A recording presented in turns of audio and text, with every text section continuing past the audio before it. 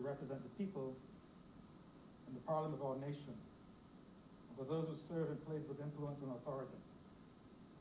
Amid all the pressures brought upon them, may they follow your guidance and seek to do the thing that is right.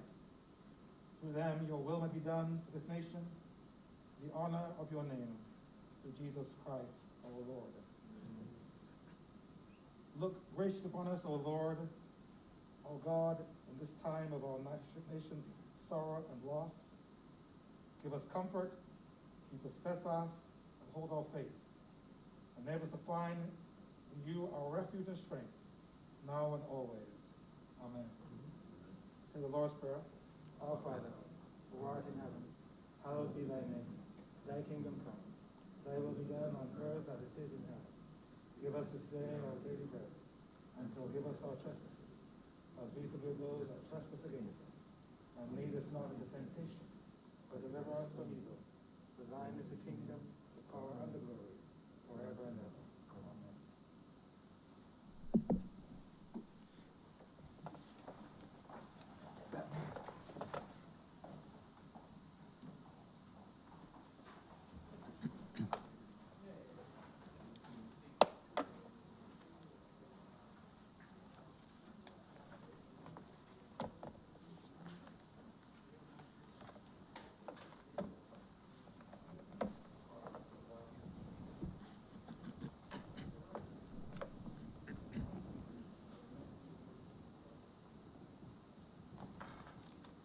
This House is now in session. Minutes of the meeting held on Tuesday, July 21st, 2020, and Tuesday, July 28th, 2020, to be confirmed.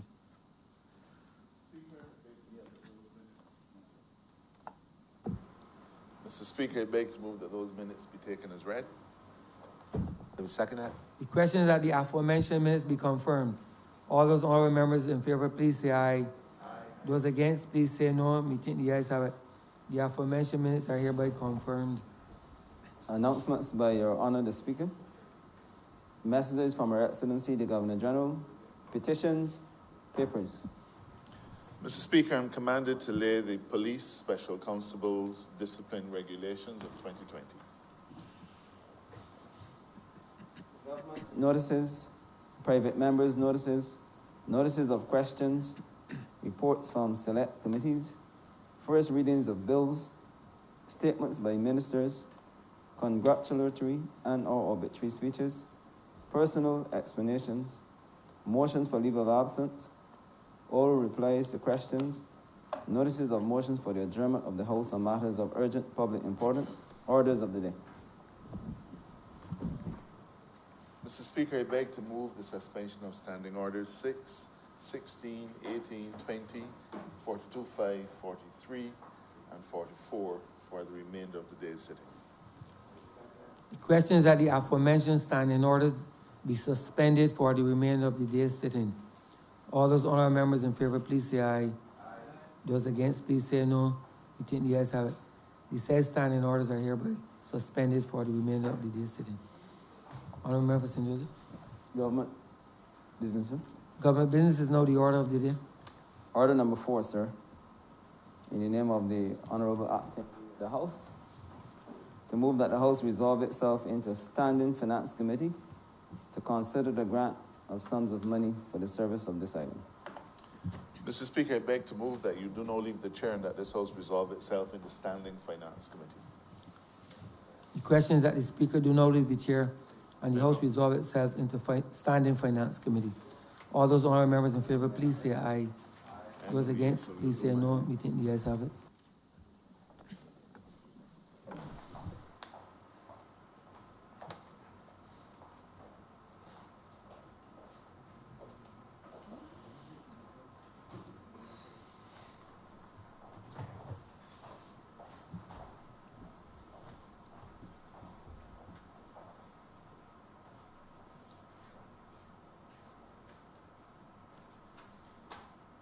This House is now in Standing Finance Committee. Madam Chair, the intention is, once we're in committee, to do orders 4 and 5. But we will start with order number 5. In the name of the Honorable Attorney General and Minister of Legal Affairs to move the passing of a resolution to grant the sum of $840,000 from the Consolidated Fund and to place it at the disposal of the government to supplement the estimates 2020 to 2021 as shown in the supplementary estimates number 4, 2020 to 2021, which form the schedule to the resolution. Head 30, Office of Attorney General, in the amount of $840,000. Mr. Speaker, this supplementary sum, $840,000, is for the purpose of covering part of the fees of a consultancy contract that the government of Barbados, through my ministry, has entered into with the Association of Certified Anti-Money Laundering Specialists. We call it ACAMS.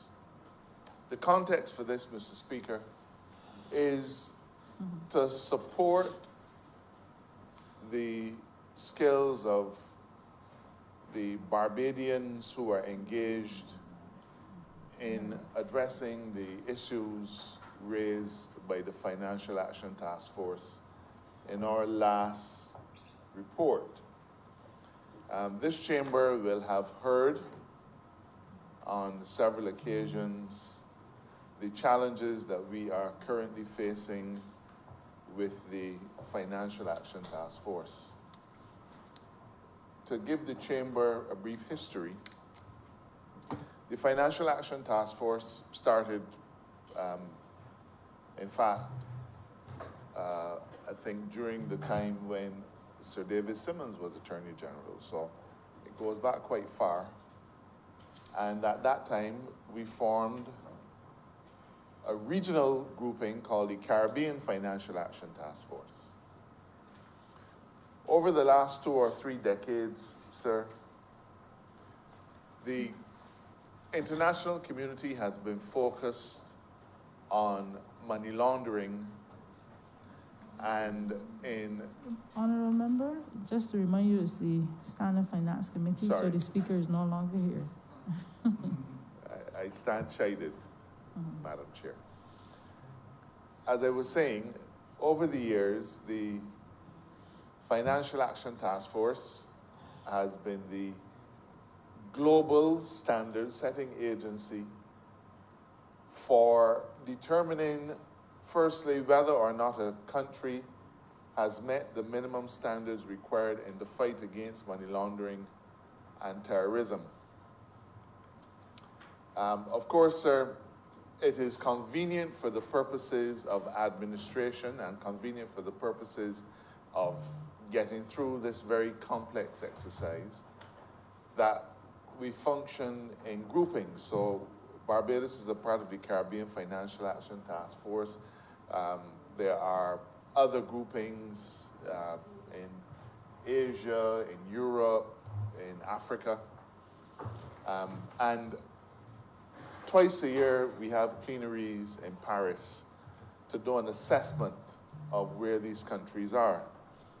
But a lot of the work is actually done by smaller groupings. Now, where does Barbados stand in all this? Mr. Speaker, we often, Madam Chair, we often speak about a lost decade. And in the 10 years prior to our taking office, little or no effort or attention was put into the issue of addressing money laundering concerns and addressing the issue of terrorism.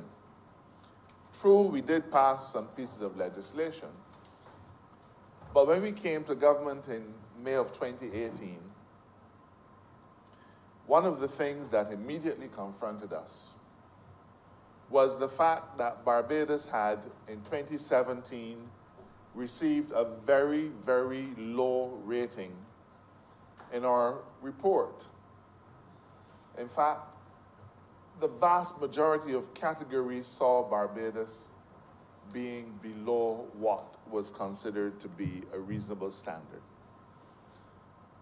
Our task, therefore, in addition to all of the other things that we were doing, required us to immediately set about raising the standard of Barbados in terms of compliance. And just as we did in relation to tax matters, we spent a lot of time and effort bringing to this chamber a raft of amendments to various pieces of legislation, all of which were intended to home in on addressing those deficiencies that existed within the context of our anti-money laundering fight and our terrorism fight. Now, Mr. Speaker, Madam Chair, please accept my apologies. Hopefully I'll get it right before I'm finished. Madam Chair, in terms of some of those deficiencies, some of those statutory deficiencies, we had to make amendments to the Companies Act. We had to make amendments to various other pieces of legislation, and they were all made. Took a lot of effort to get them done, but they are all made. And therefore, Barbados achieved, and I'm quite happy for that achievement, for the first time, a significant level, a significant degree of technical compliance with the requirements. The challenge is that it is relatively easy to achieve technical compliance. Technical compliance, Madam Chair, would refer to whether you have passed a piece of legislation here or whether you've passed a piece of legislation there, whether you have implemented this rule or whether you've implemented that rule, whether your financial intelligence unit is doing this or whether your financial crimes investigation unit in the police is doing that.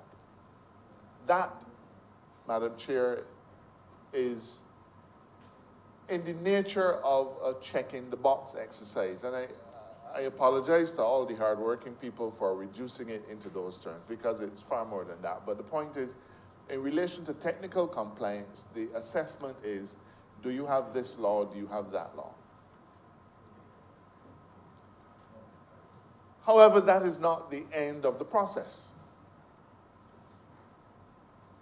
In order to reach the level required by the FATF, we also have to have something called effectiveness. And effectiveness, Madam Chair, is where it begins to get a little slippery. Because effectiveness as a gauge or as a standard requires us not just to say that we have a particular law in place, but it requires us to say that we are actually working the law, that the law has not only been implemented, but that the law is also being used. So, for example, Madam Chair, one of the laws that we were required to pass is the Proceeds and Instrumentalities of Crime Act. And I'm very happy that we passed that piece of legislation, because it is an important arsenal in the hands of the government, in the hands of the police and the DPP, in order to be able to effectively deal with a fight on crime, not just money laundering issues. Our previous Proceeds of Crime Act only allowed us to seize proceeds of drugs and so on. But we recognized that that was inefficient. That wasn't even scratching the surface. So we really needed to have the ability to seize proceeds and instrumentalities of crimes of all kinds. And so we passed the law. But this next level of assessment requires us to demonstrate that we are actually seizing proceeds of crime, that we are actually seizing instrumentalities, those tools, those things that are involved in criminal activity. So, for example, just so that the chamber is clear, I think you have an understanding of proceeds of crime is if you are a drug lord and you go and buy a car, that's proceeds of crime. Also money laundering. But on the other hand, instrumentalities of crime would be if you storing weapons in a car, anything that you use to carry out a criminal act, that is an instrumentality of crime, and we can therefore seize that as well. And in that statute, we also included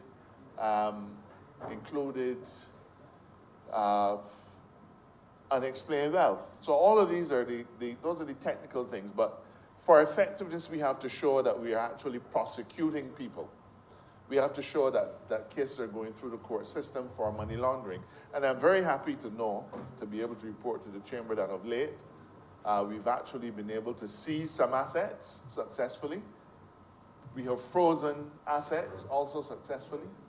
And we have, I think if you notice the pages in the press, you would know that an increased number of people are being charged with money laundering offenses. So that's the effectiveness side. So across many of the areas that we are required to improve, effectiveness is the key, and that is what we are embarking on going forward.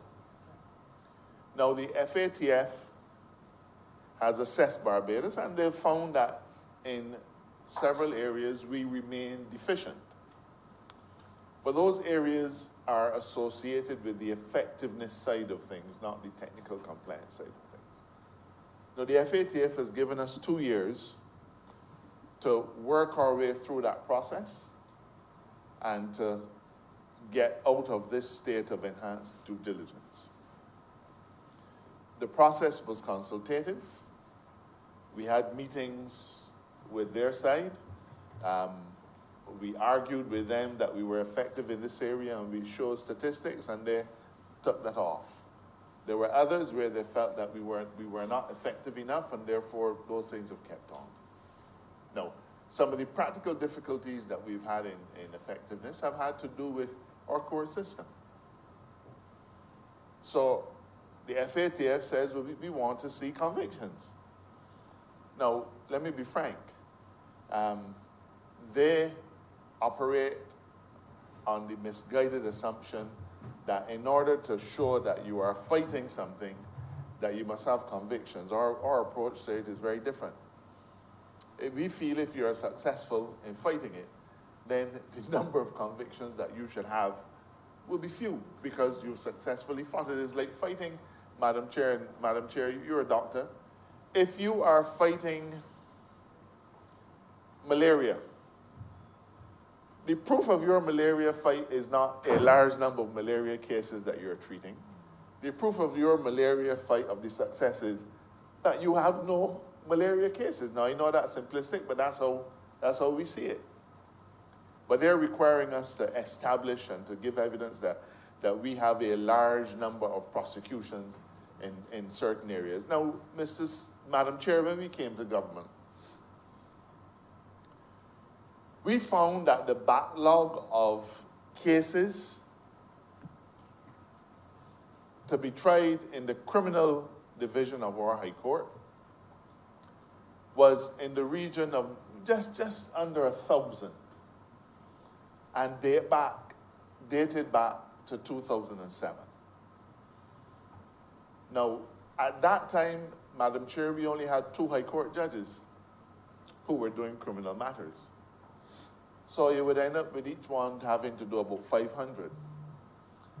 And when you work out that each High Court judge in the criminal division will do a few cases a year, maybe a dozen, maybe 20, it will take you years and years. Those people will retire and not be able to get through that 1,000 and more added every day.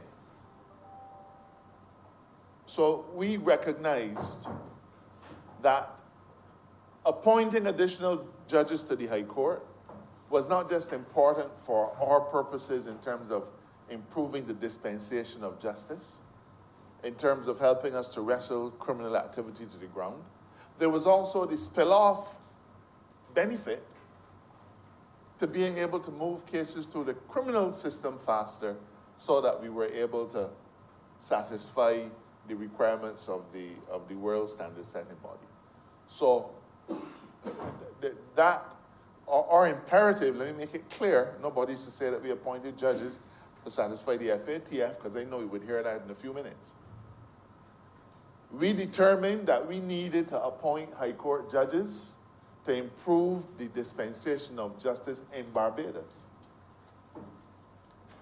We understood the importance of wrestling the number of criminal cases to be tried to lower digits.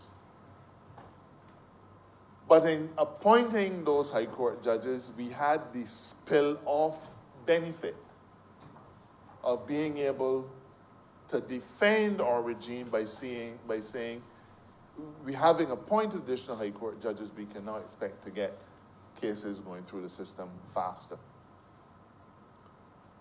And we've also increased the number of prosecutors. So when we are measured by the FATF, they look at all these factors. How many judges do you have to do criminal cases? How many prosecutors do you have to prosecute them? All of these things.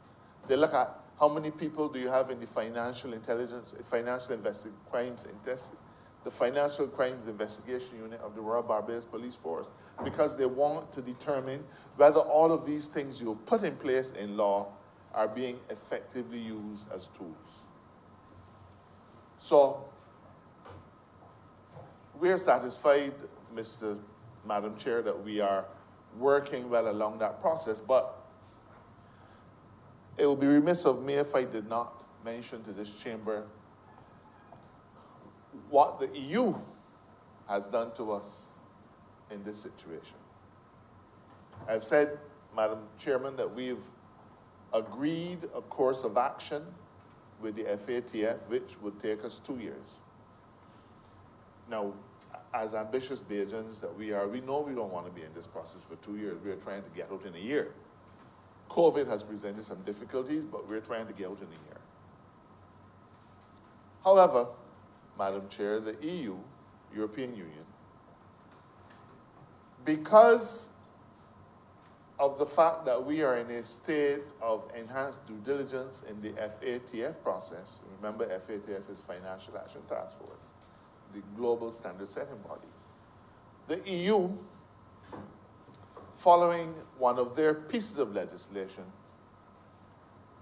has put Barbados on a blacklist in relation to money laundering. Now, let me say to this chamber that over a year ago, we fought with the EU in relation to naming and shaming jurisdictions. And we argued with the EU that you can't name and shame us in a process where there's no opportunity for consultation. If the EU has a view that we've fallen short, we should have an opportunity to say to them, no, we haven't fallen short. This is our state of affairs. Now, let's work through this, Madam Chair. I am informed, well, let's back up a little bit. The EU blacklist is predicated on the basis that countries that have not met a particular standard, the FATF standard, represents a large risk, a high risk to their financial system because we don't adequately fight money laundering. So little Barbados represents a big threat to the EU and is therefore blacklisted. When we look at the statistics, and the economists will have better figures than I, but I believe, I was informed, that the money supply of Barbados is less than 0.00001% of the global money supply. In other words, if we fell off the face, if our money supply evaporated, it would make no difference to the international economy. The amount of money that passes through the Barbados system is so little. I'm quite sure that large merchant banks in New York deal with more money than our total money supply. Large corporations have more money than our total money supply. Apple has more money than our total money supply. We are minuscule. And not just us. If we minuscule, what do you think about Antigua and St. Lucia and Dominica? But somehow they predetermine that Barbados represents, because we've not graduated from the FATF system, that we represent a high risk. They had agreed to consult with us, and they have not consulted with us. I'm not going to go into the minutiae, but I say to this chamber that the EU have had no discussion with the government of Barbados or its agents. They've had no discussion with me as the minister responsible for dealing with the money laundering issues. None whatsoever. But yet still, they are pretending that we had these discussions. I saw a piece of correspondence from one EU head which said that in the margins of a CFATF meeting in Antigua, our representative mentioned to the director of the FATF that these things were. Now, how would that get to be a consultation with Barbados? That is like saying that in the margins of the CPA meeting, that they spoke to the Commonwealth Secretary General, and therefore Barbados should know. That's the equivalent of it. Absolutely no consultation. Now, we are fighting this tooth and nail. We are prepared, if necessary, to litigate the EU stance in various international fora. Not just because it has the ability to cripple our financial system, but because of the principle which says that you cannot judge and convict a man unless he has an opportunity to be heard. Now, let me remind this chamber and Barbados that we passed this way before. We passed this way with the OECD in the late 1990s, when the OECD determined that, Barbados was a harmful tax jurisdiction, and they were therefore going to shut us down. Under the leadership of now deceased former Prime Minister Owen Arthur, may he rest in peace, we had to devote a large amount of government resources to fighting the OECD. And we fought them on matters of principle. It wasn't just a case of Barbados is a small country, you should leave us alone. It wasn't that. That was not our argument. Our argument was that if you're going to make determinations that affect our future and our ability to earn a livelihood, then we have to have a seat at the table. And on that occasion, we established an organization of small states, all of whom had similar interests, and it was a body established to counter the might of on that occasion, the OECD. So by now, countries like us should probably be getting accustomed to the attitude of the big and the mighty. And the minister in the Ministry of Foreign Affairs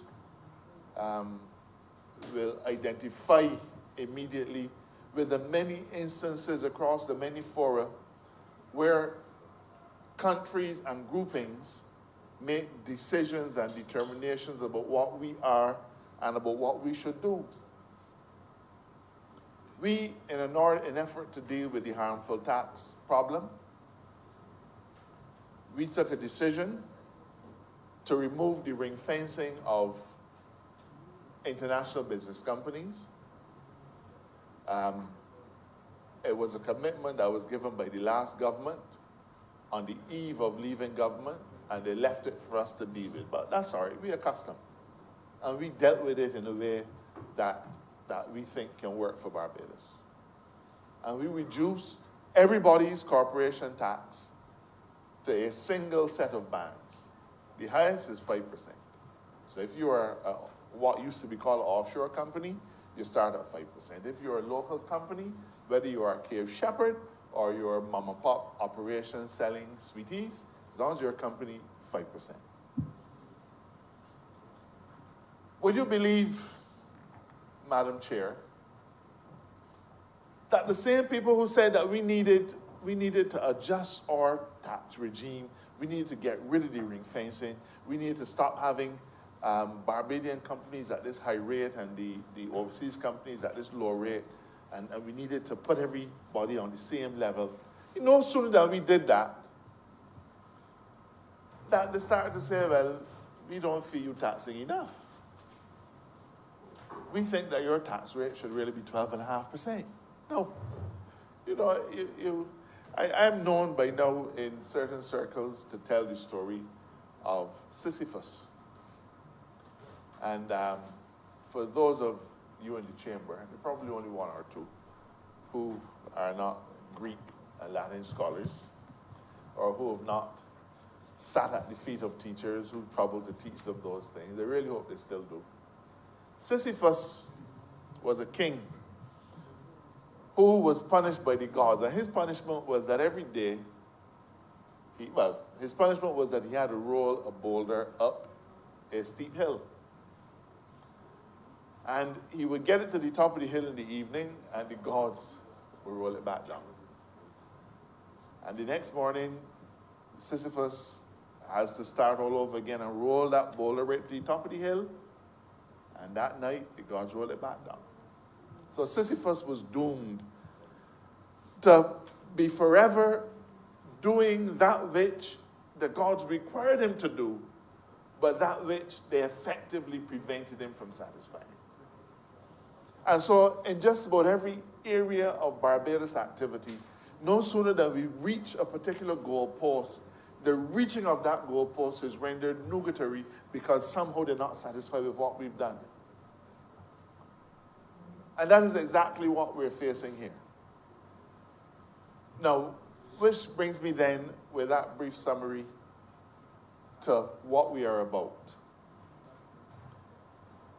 The last administration paid a gentleman who was at the time the General Secretary of the Democratic Labour Party. I will concede that when I became Attorney General and took the responsibility of the FATF back in 2006, that he was the director of the FATF. He resigned shortly thereafter. And they gave him a consultancy and paid him, I think the figure ended up being just about $300,000. In a mad scramble to try to see if in the dying days of their administration they could get something done, because they had finally had to wake up and recognize what was at stake. But they paid him $300,000. We got nothing done. As I've met with the individuals who had to work with that particular consultant, they concede that we got nothing done. But I don't have to leave it to subjective view. We can look at the outcome of the last FATF report, the one that was published in 2017, and you would see that we got nothing done. It was $300,000 wasted dollars paid to the General Secretary of the Democratic Labour Party. Now, one of the challenges that we face is scarcity of resources. I'm not talking about money. I'm talking about manpower. Because most of our regulatory units are small. And those regulators are the same ones who have to work with us on achieving the FATF benchmarks.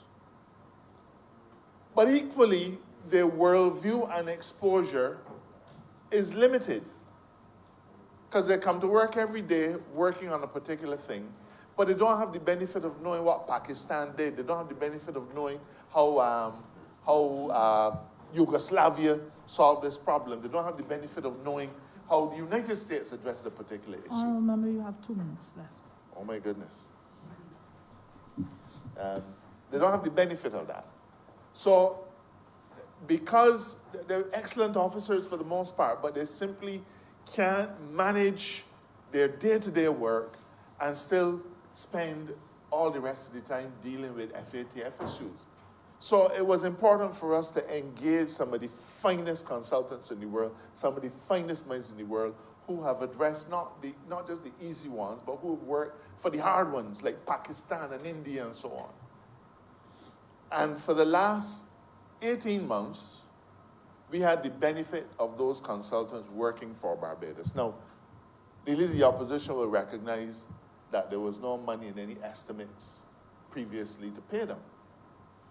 But they worked for us. They worked for us because of the generosity of Adtalem, better known as Ross University. And ACAMS is a part or closely affiliated to them. And they recognized that we had a particular challenge, and they came to us early and said, AG, we have some resources. We're not just a medical school. We have some resources that we can make available to you. We want to form a partnership with Barbados. We are here. We are here to stay. And if we come here as an organization, as a university, and you still have problems on the other side, then we got problems. So we're willing to make resources available to you, and they did.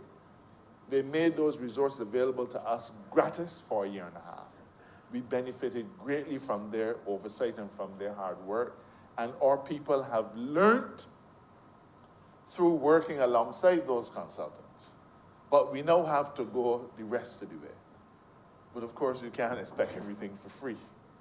And so we are now in a place where we have agreed that for the next 18 months, we will have the benefit of the same consultants. They know us, they know our players, they know how we work.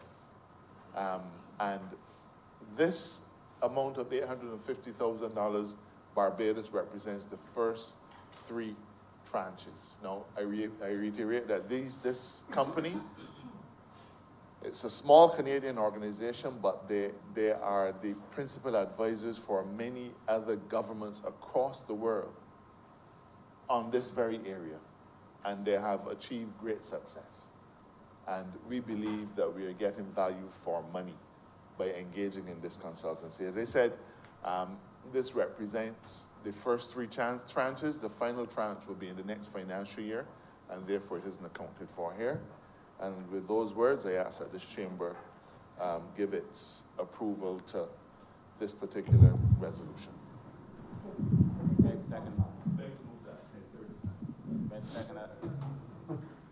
Honorable Leader of the Opposition.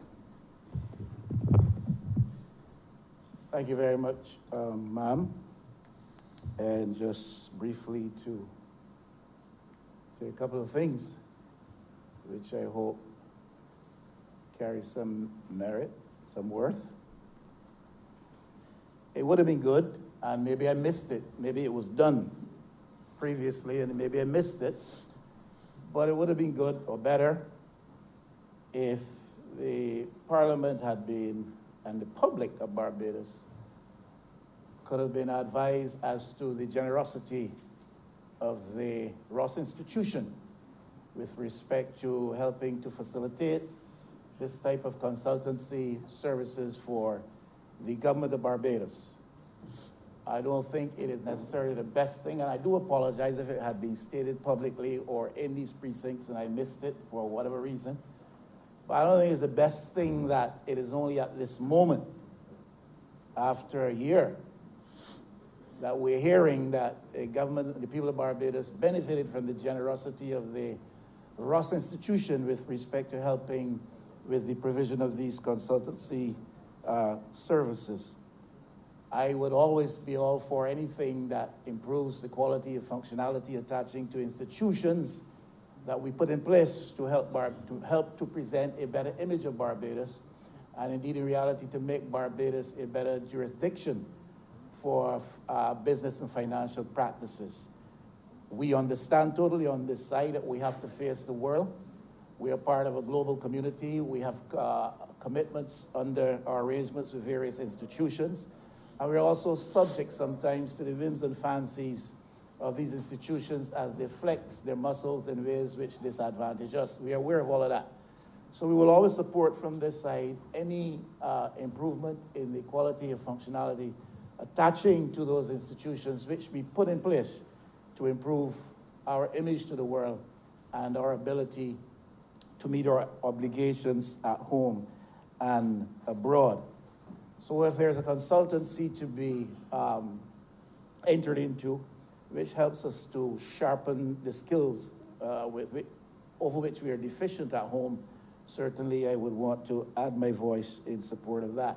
It is hard to put policies in place which meet the approval of the Barbadian public, or which meet the approval of the global institutional public, but then we have to be able to give effect and properly implement those policies. And sometimes that is a failing.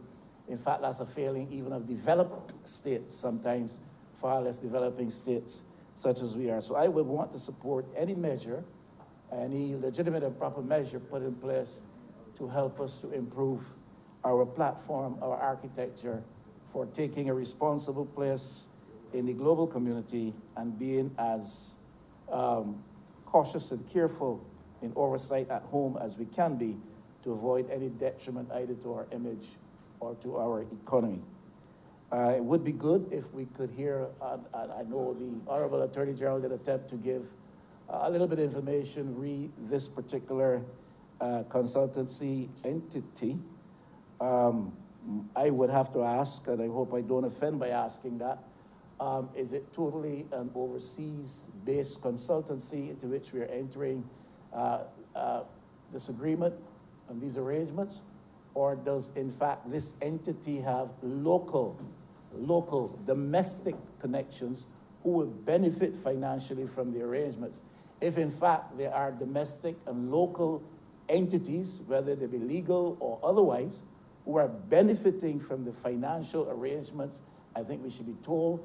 Do not think we should be left for us to assume that they are not, or to assume that they are, or to speculate, or to fall subject to any measure of rumor.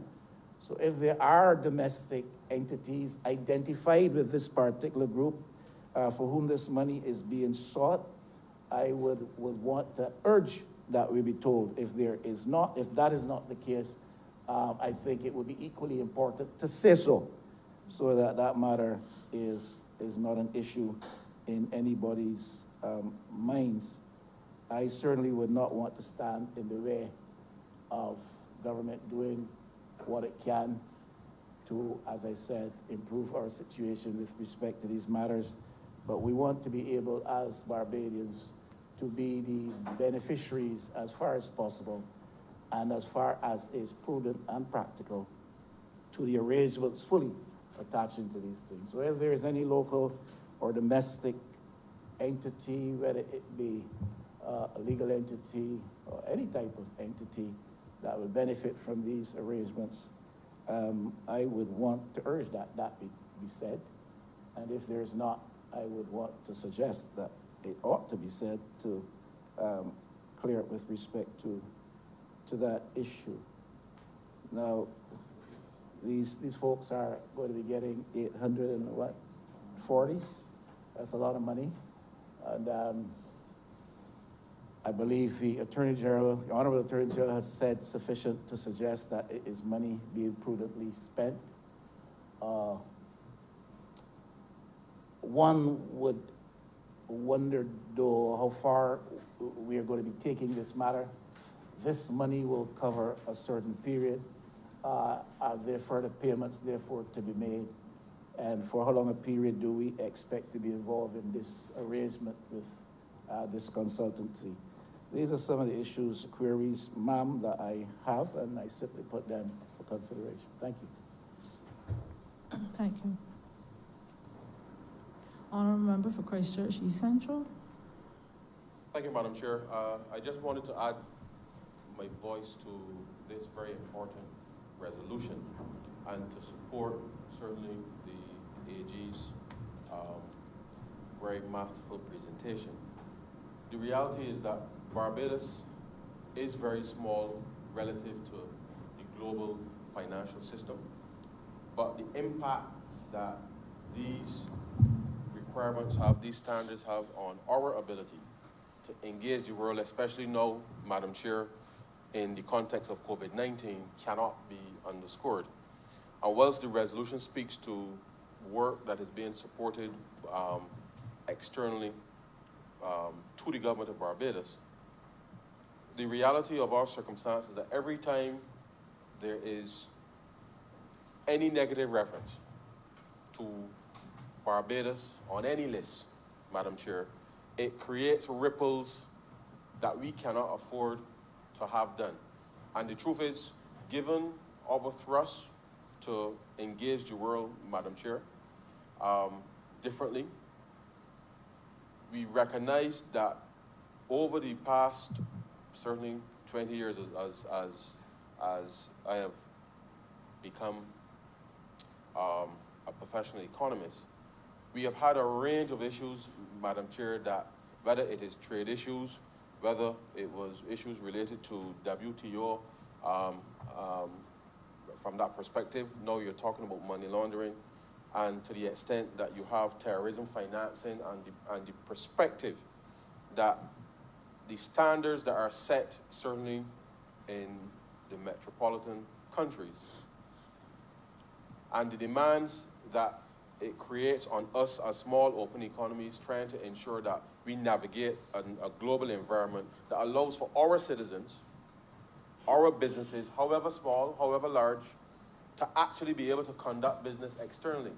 We've had some long-standing issues with respect to correspondent banking, which have not yet been completely resolved, but to the extent that you have negative references for reasons which, as the Attorney General had clearly articulated, no basis with respect to consultation, but the impact that it has on our ability as a country to, first of all, keep the business that we already have here, because, to be truthful, if you can't pay for something, Madam Chair, because there's no bank or institution outside of Barbados that is prepared to engage in the transaction, then it means that whether it is the coconut vendor, Madam Chair, whether it's the insurance company in Barbados, Madam Chair, our ability to run this economy relies very firmly on the government and the various stakeholders being able to ensure that we can, in a sense, keep at bay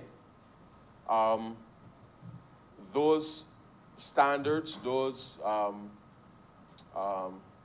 changing goalposts, if you like, and to fight them. And certainly the Barbados Labour Party has been known to do just that, to fight and continue to press our case with respect to being able to engage in, whether it's free trade, fair trade, whatever it is, to do so on as level a playing field as they could be, knowing what the rules are. And we've seen certainly over the last few years, every time we reach a particular benchmark, the changing of the goalposts happens, and that creates a whole ripple effect with respect to the demands on the time of not just public servants, but it actually, literally, with respect to the banks and the financial institutions, which are critical to the conduct of commerce, critical to the stability of the economy, we have to ensure that we do what we can to be able to clear the space so that if we want business to grow, then we have to be able to actually engage in activity. And this particular resolution this morning is intended to help to remedy some of that, because at the end of the day, Madam Chair, we have always taken a position that if we want to get out of something quickly, that we have to ensure that we get the best possible expertise available, and that in so doing, we can raise, in a sense, to some extent, the awareness, not just within the context of the public sector, but certainly sensitizing the other economic agents, sir, Madam Chair, sorry, in the economy with respect to being able to understand the true impact that these things have on us. And it cannot be underscored. So during this COVID pandemic, Madam Chair, certainly with the cessation of commercial flights and bringing of visitors and business travelers globally, but certainly it's impacted Barbados. One of the things that we were conscious of was that the stability of our financial system, both domestically as well as internationally, Madam Chair, we felt confident at the beginning that this would be a path that would allow Barbados to be able to see ourselves through. Of course, the negative reference by the EU and some of the countries with respect to Barbados changed that. And certainly for the last 3 months, the government has intensified its working group across all of the regulatory agencies, including Central Bank Customs, the FIU. I know the AG would have mentioned some of this. Every week, meeting to ensure that we can accelerate the work within the context of Barbados being able to get off of these lists faster. And it is not an easy exercise, because whilst the government has been responding to the needs of ordinary Barbadians during this COVID pandemic, we've also had to fight on another front with respect to being able to defend the country's, not just reputation, but our ability to actually do trade. It actually had an impact on the entities that are here in Barbados being able to execute transactions globally. And the reality, Madam Chair, is that we can't see ourselves only for what we see happening physically here in Barbados. Because if companies cannot execute from Barbados their business, then it means that they will go elsewhere. And therefore, our thrust is that we have to ensure that we have the necessary support and systems in place to be better at the regulations that we have set for ourselves, and to use, in a sense, these standards as a mechanism to regulate for growth in the economy going forward. And it is turning that on its head, which we believe that we'll be able to attract more business to the country and use the very regulations themselves as a competitive tool. Now, it is a difficult thing, but it means that everybody has to up their game with respect to being able to get through the hard crunch, but then for the private sector then to understand what benefits us fighting on this front will bring to bear with respect to what happens in the domestic space. And it's nothing, it's one of those unseen things but when it's gone, Madam Chair, you know it. And this particular supplementary to support this work, I believe, is absolutely critical. Certainly from our perspective in the Ministry of Finance, it is critical to maintaining a very critical part of the revenue stream. And it's something that as we move forward, we want to expand business in Barbados and to create the pillars through which we can engage the world much more aggressively. And therefore, we have to not just see these as nuisances with respect to responding to regulation, but I think we have to turn it on its head in order to ensure that we can deliver a better life for all of our people. So, yes, we're engaging these consultants. There is a cost to doing business in the world. And the reality is that if Barbados has always been a leader, and the truth is that others will benefit from the noise that we make. And if I can be permitted, Madam Chair, to quote the late John Lewis, he always said to get into good trouble. And the truth is that Barbados has always been in the vanguard of ensuring that whether it's the EU, the US, the ship rider, whatever it is, Barbados has always led on these issues. And this fight that certainly the AG is leading on behalf of Barbados, I know will not just bring benefit to us, but it will also bring benefit to a number of other countries in the Eastern Caribbean. And so, Madam Chair, with those few words, I'm obliged to you. Thank you. Honorable Attorney General. Madam Chair, the Leader of the Opposition, I thank him for his support. He raised two issues, and I'd just like to address them. And the first one relates to I want to give the chamber the benefit of the specifics of the payment of the consultancy, so that there's no feeling that we're holding back anything. The consultancy started in June of this year and will run until June of 2021. At that time, we will not, if we can get out of the process within a year, then we'll be fine. So that is our aim. The consultants have said it will be a monumental task, but with the will and commitment, we can get it done. So we're hopeful that this period will allow us to get out of the FATF process and get off of the EU's blacklist within that time. The second thing, sir, is that the total amount of the consultancy is $630,000 US. And that amount is therefore 1.26 million Barbados, $1,260,000 Barbados. It is payable in 3 installments of $210,000 US each. Now let me say what these consultants bring to the table. This fee includes any travel, and of course now with COVID that's a challenge, but the consultants during the previous period came to Barbados on several occasions to meet with our teams. We also had experts from the Royal Canadian Mounted Police, experts from Europe, several other people came, and this consultancy includes any of those travel expenses that might be incurred. So most consultancies, they tell you that travel and hotel is extra, but this one, whatever it comes to, is included.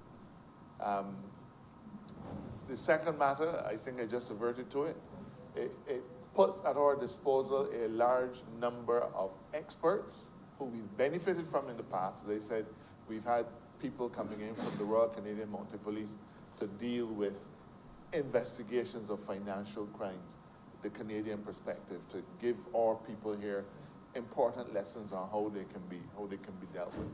And we had experts in other areas coming in as part of that consultancy. That will continue.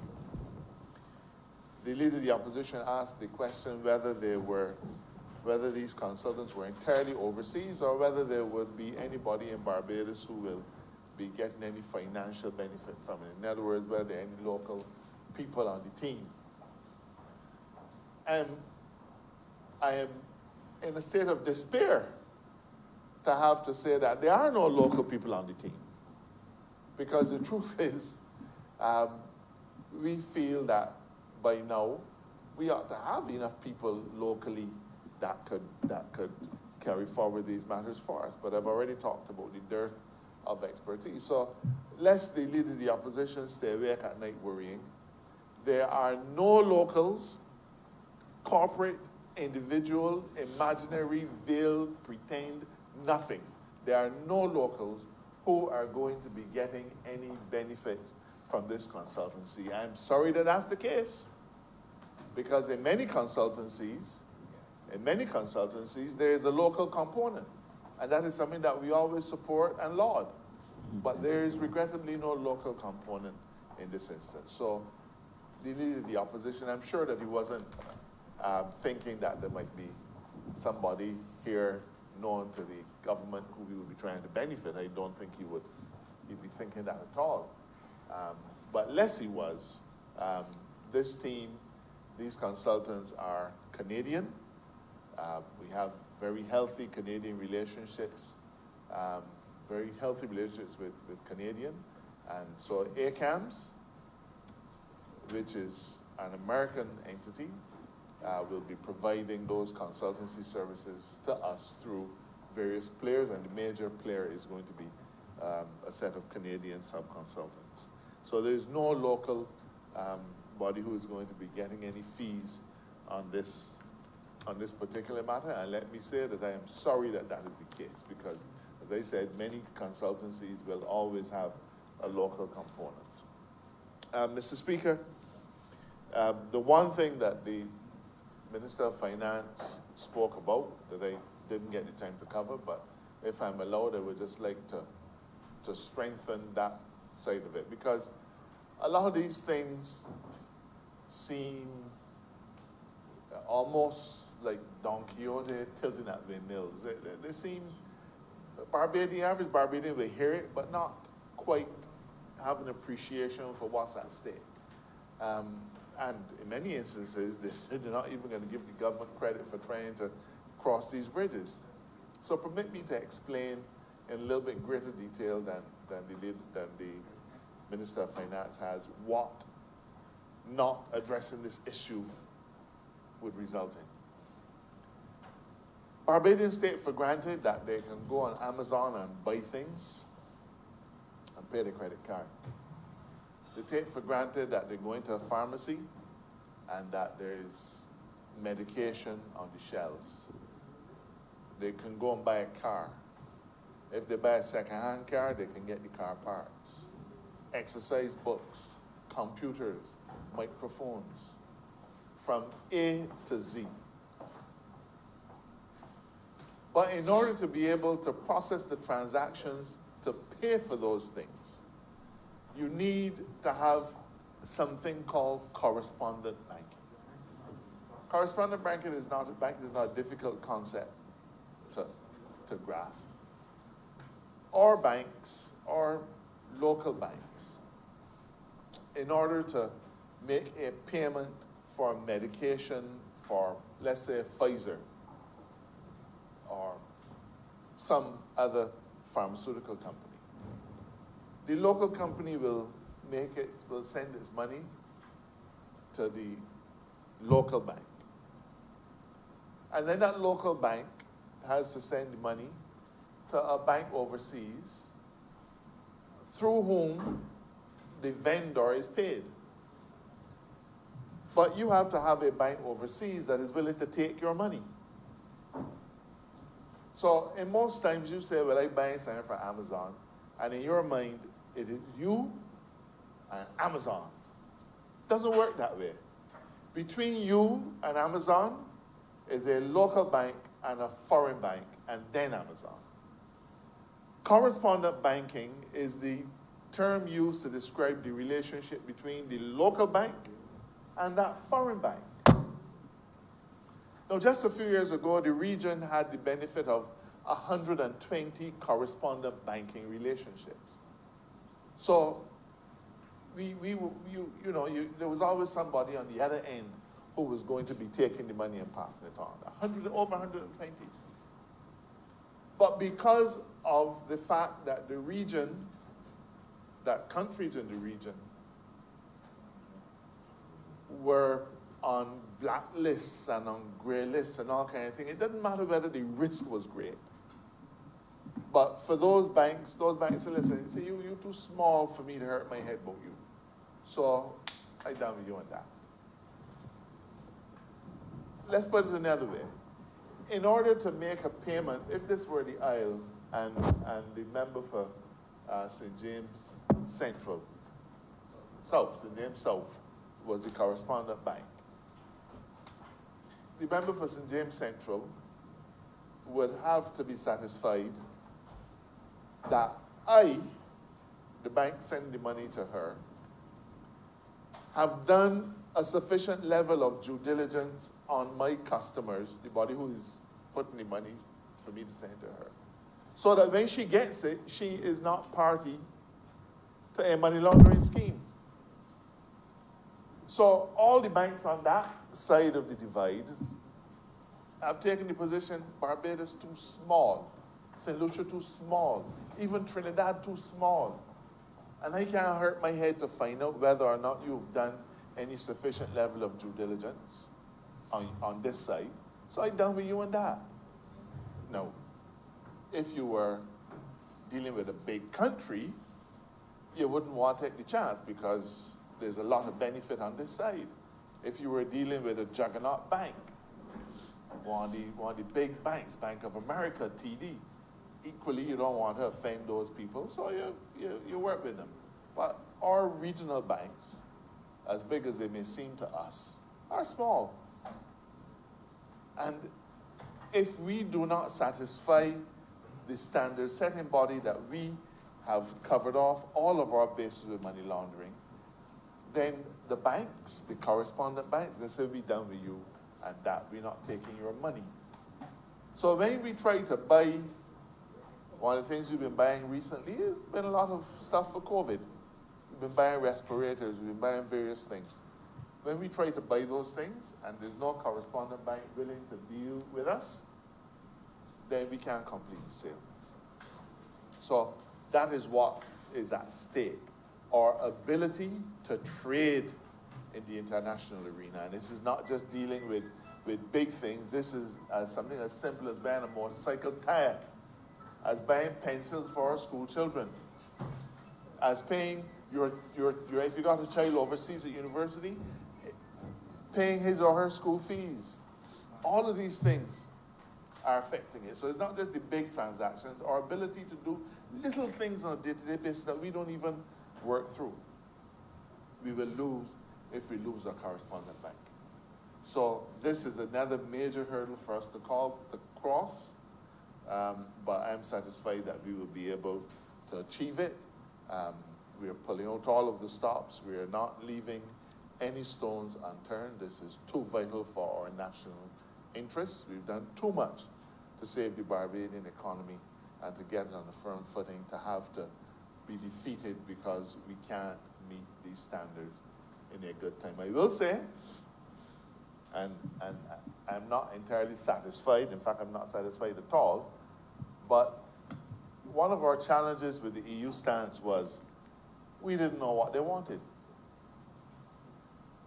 They say because we were on the FATF enhanced program, which required us to do specific things, that was one of the considerations, but that we fell short in other areas. And to put it bluntly, we challenged them and we said, well, what are these other areas? We don't know what you're talking about. You never had a discussion with us. And so about 2 weeks ago, they wrote back and said that they will only be applying the FATF requirements. So there's no hidden other requirement that the EU got in their pocket that they're going to pull out at the last minute and say, but what about this or about what about that? And we hope that that is a sincere commitment given by them at the highest level. What they have said is, we will only hold you to addressing the FATF requirements. Now, they haven't said to us that as long as we satisfy the FATF, we satisfy them, but we anticipate that that is the approach that will be taken. So I am glad for the support of the Chamber. This work continues. We meet every week, several times a week, to address these issues, to make progress. Sometimes it's slow, sometimes it's fast. But we are applying all possible diligence, effort, and energy into achieving this target. And with those words, I ask that this resolution, that head 30 stand by. Question is that head 30 in the amount of $840,000 stand par. All honorable members in favor, please say aye. All those against, please say nay. Methinks the ayes have it.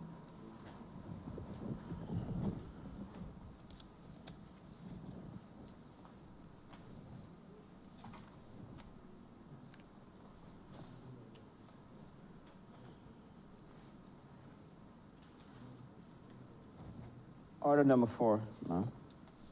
In the name of the Honorable Minister in the Ministry of Finance and Economic Affairs, to move the passing of a resolution to grant the sum of $314,285 from the Consolidated Fund and to place it at the disposal of the government to supplement the estimates 2020 to 2021 as shown in the supplementary estimates number 3, 2020 to 2021, which form the schedule to the resolution. Head 34, Ministry of Finance, Economic Affairs and Investment, in the amount of $314,285. Honorable member for Christchurch East Central. Thank you very much, Madam Chair. matter before the chamber is pretty straightforward. And you would recall that when we came to office, Madam Chair,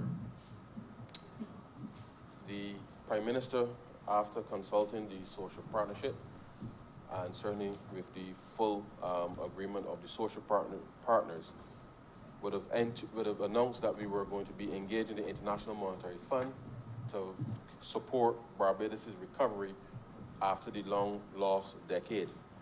Now, as part of that, as I suppose fortune would have it, one of our citizens, Dr. Greenidge, for whom this supplementary relates, we requested a secondment from the International Monetary Fund for him to come and support the Barbados Economic Recovery and Transformation Program. We approached the CDB at that time, and initially it was for 2 years, where the CDB was pretty much financing the secondment of Dr. Greenidge. And that 2-year period initially, Madam Chair, expired at the end of June. Now, as you would appreciate, COVID, with the onset of COVID earlier this year, we felt it was important that to extend the support that Dr. Greenidge was given under the program. The government, in discussions with the International Monetary Fund, agreed that we will retain the services of Dr. Greenidge, especially at this time, to further support the government's work, as we've had to make adjustments with respect to the original program, with respect to the work plan. And certainly we have we are very, very, very grateful, certainly, for the fund agreeing to the extension of 1 year. Typically, they only allow persons to go on leave for 2, but given the circumstances with respect to COVID, they agreed to an additional 1 year extension. And as I said, all of this was entirely possible with the support as well as of the Caribbean Development Bank. And so the money's here because of the straddling of the financial years.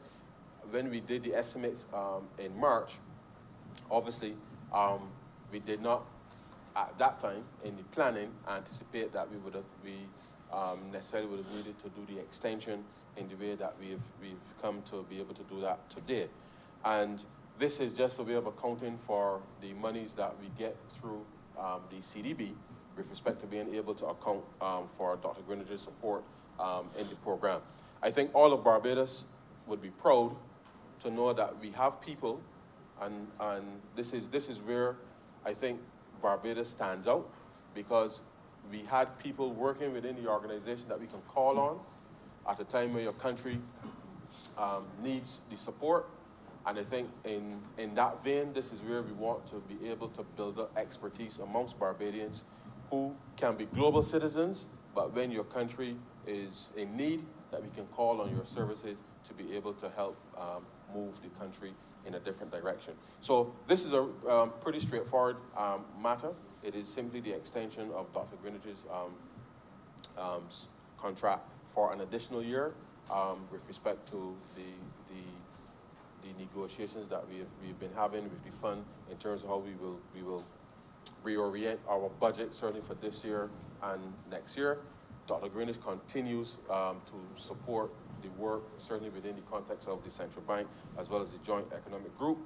And I think Barbados can be truly proud that we've had available the kind of services that we've had in this particular instance.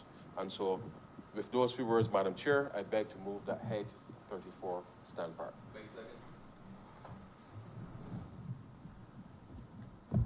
Honorable Leader of the Opposition. Thank you, ma'am. I do not know why the honorable member for Christchurch East Central would conclude or assume that the hiring of consultants is a simple and straightforward matter.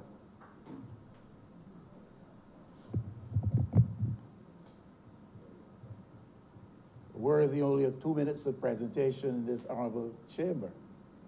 At a time when Barbados is reeling financially, at a time where the government purses are stretched and strained, at a time when many Barbadians, multiple thousands and increasing, number of Barbadians are out of work, businesses are closing. It is a bad moment in Barbados, financially, economically.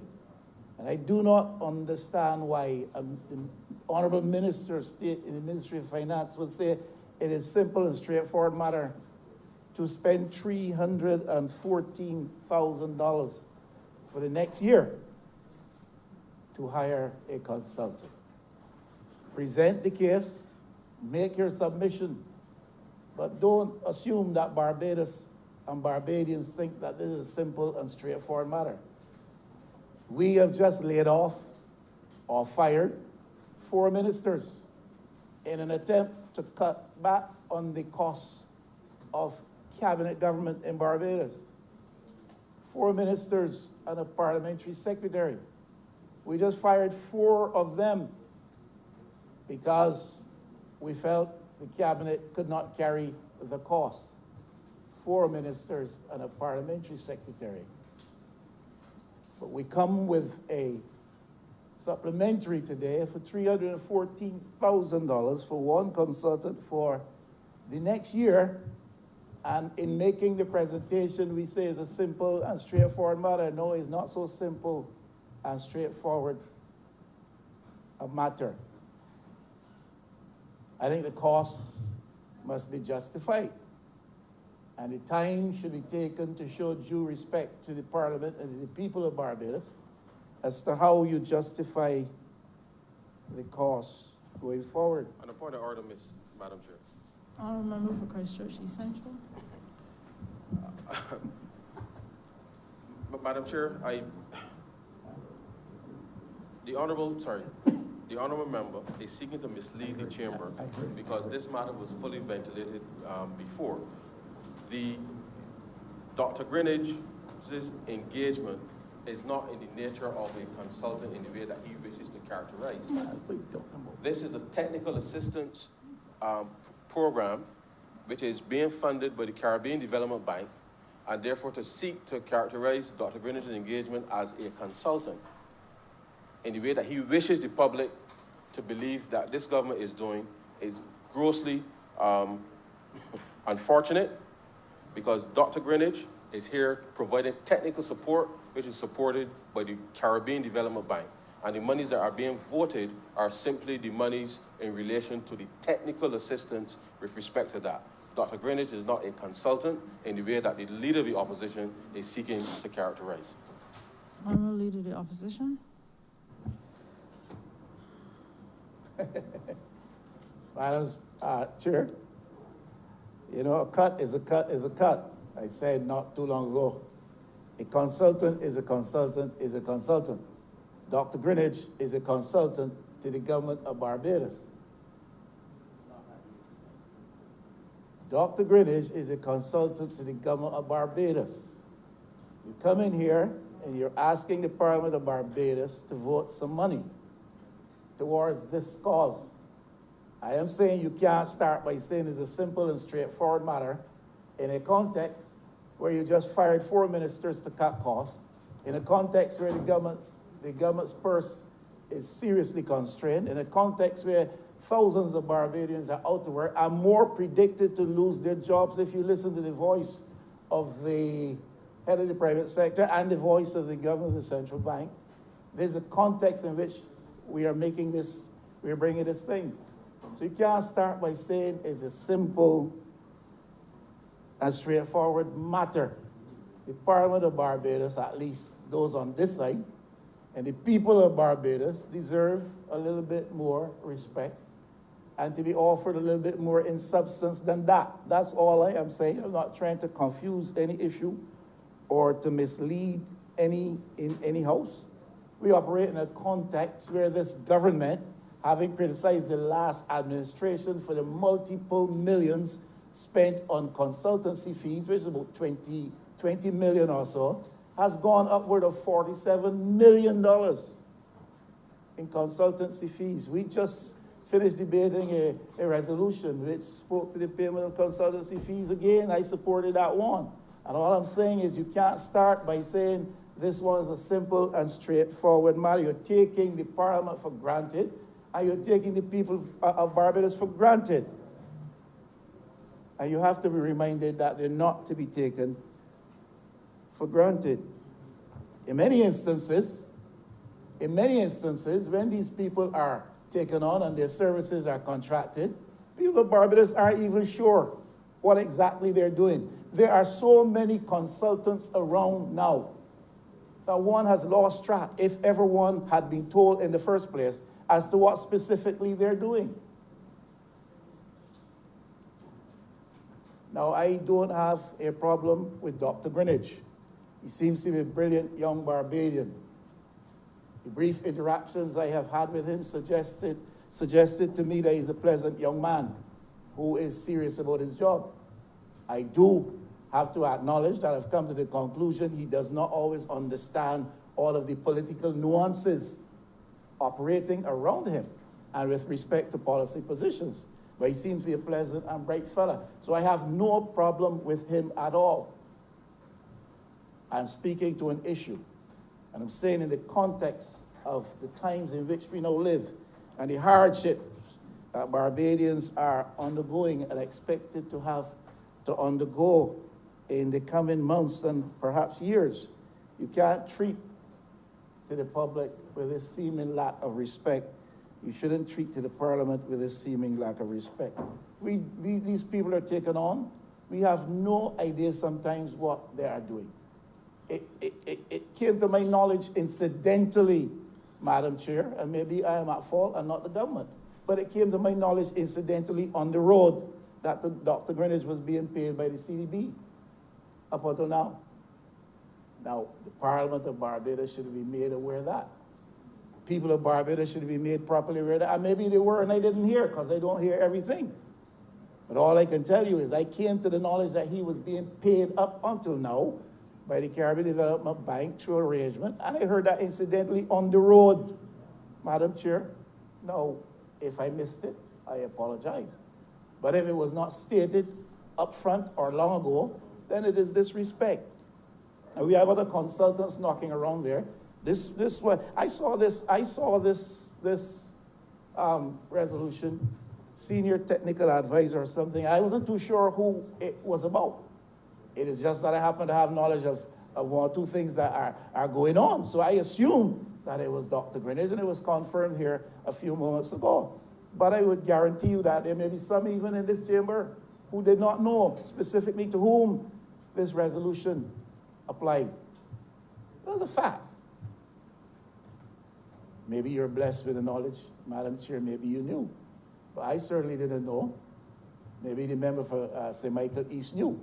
I certainly did not know. And all I'm saying is these people are taken on. You don't know exactly what they're doing. And there's so many of them, especially around in the Ministry of Finance. There are so many of them that you're unsure as to who is doing what. You're not told what they are paid.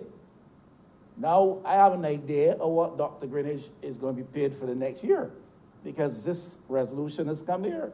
I didn't know that before today, and I don't necessarily have to know, but Barbados should know, and the Parliament of Barbados should be told.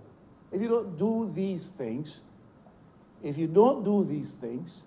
you are increasing the tendency on the part of people to feel that you're not being transparent, and that when you speak, you're not speaking with a voice which is credible. So we don't know what they are paid, and we don't know what specifically they do.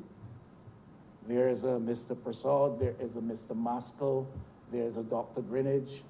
My goodness, and there are all those others who are very much part and parcel of the public service, who are part of the finance management machinery now in Barbados. But we don't know what these people are doing.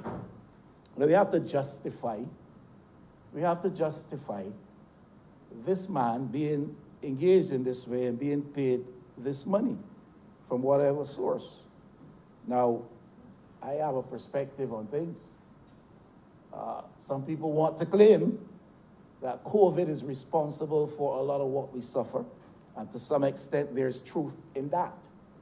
But COVID is not entirely and totally responsible for the shape Barbados is in today. Barbados was in bad shape, and we tend to forget that or want to forget that. Barbados was in bad shape before COVID started here early months of this year. Barbados was in bad shape. This government has boasted that they were turning things around with the help of people like Dr. Greenidge and Dr. Maskell and Professor Persaud and others.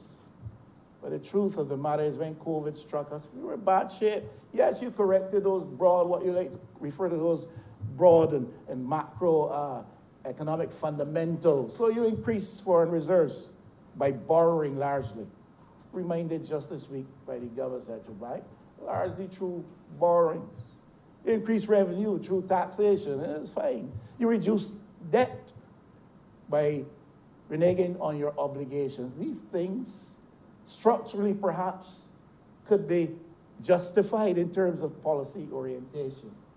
But the truth of the matter is when you got past those broad macro fundamentals, those structural things, when you got past those, nothing was happening on the ground to ease the pain of the people. In fact, in the 2 years since coming to office, this administration has caused some further pain to be inflicted, and in several ways. So COVID has brought a serious nightmare for us. But before COVID came, we were having bad dreams in Barbados. And Dr. Greenidge was present then. And these consultants were present then. And for 2 years leading up. Madam Chair, on a point of order. Honorable Member for Christchurch West. Madam Chair, I don't like to often interrupt the Honorable Leader of the Opposition, but clearly it is inaccurate and improper and total misleading of the House to say that nothing has been happening on the ground for the people. I think first of the trust loans. That alone, with multiple people, I think, in fact, the Honorable Member said he gave the first trust loan. I vaguely remember him saying so. And if he didn't say that, remind me. But for the Honorable Member to suggest that nothing was happening on the ground, when he, in fact, gave the first trust loan, and millions of dollars were put in trust loans for people, small loans, $2,000, $3,000, up to $5,000. For him to say that is totally misleading the House. Total misleading of the House. When I think of all the other programs that we were able to do, the vendors market that we just started, but on the highway. When I think of all the people that benefited from all the different programs, even during COVID, and before all of the people that got the benefit of the severance, even before we were able to sort out their applications, we made sure that they got something early, because we're making sure that people don't suffer in this country. But the Honourable Member conveniently forgets these things just to make cheap political points. But we ain't with cheap political points. People Member, taking care of the people. You so the Honourable Member is misleading the House. Thank you. Thank you. Honourable Leader of the Opposition.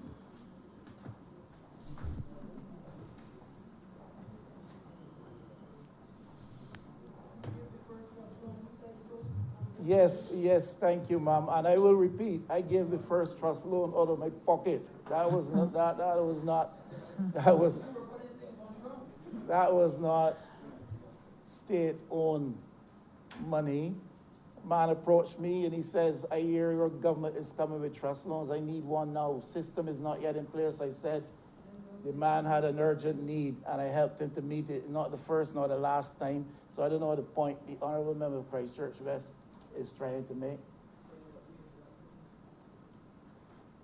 In 2 years since the administration came to office and before the onset of COVID, while these consultants were in service and under engagement by the government, the economy of Barbados was still drifting south, despite the macro corrections made, the structural corrections made at the macro level. On the ground, households were still Madam reeling. Chair, on a Honourable point of member. order, Honourable member for Christchurch. the honourable West. member continues to mislead the House to suggest that the economy of Barbados was drifting south, when all of the rating agencies improved our rating, sometimes 3 levels, and for him to suggest it was going south is a total contradiction and misinterpretation, and he continues to mislead this honourable House. An honourable member knows better than to say that. Thank you. Honourable Leader of the Opposition. Well, he would just encourage me to repeat it. The economy was heading south. You corrected some broad frames, which some would suggest was a necessary thing. That's not the point. The point is households in Barbados were still reeling, and individuals were under pressure. Any honest MP, any MP, if he or she had to speak, would honestly suggest that on the ground, they were feeling the pressure from their constituents. I do not know if it was not happening in Christchurch West. I do not know if there was some blessing which obtained up there in that part of our geography that did not obtain in St. Michael West, and certainly other parts of Barbados. But I know people were suffering. I know businesses were under pressure and crying out. I know that. I know that the Welfare Department in Barbados was under pressure. I know that the same government increased its vote for the Welfare Department because people were suffering. And any member of Parliament who stands up either in here or on the outside and suggests that people in Barbados were not suffering for the 2 years coming up to the onset of COVID is saying otherwise than that. Madam Chair, on a point of order. On a point of order, the honourable member continues to mislead the House. Honourable member, you have your 15 minutes as well. Please allow the Honourable Leader of Opposition to finish. Yes, Madam Chair, but I also have an opportunity that if the honourable member misleads the House, I must get up and set the record straight. A lie is hard to catch back if you let it go, and I'm not letting lies go. He's misleading the House to suggest that people were suffering just for 2 years. They were suffering for 10 years even before that. 10 years even before that. Thank you, Honourable And member. that Please separation have a just seat. continued.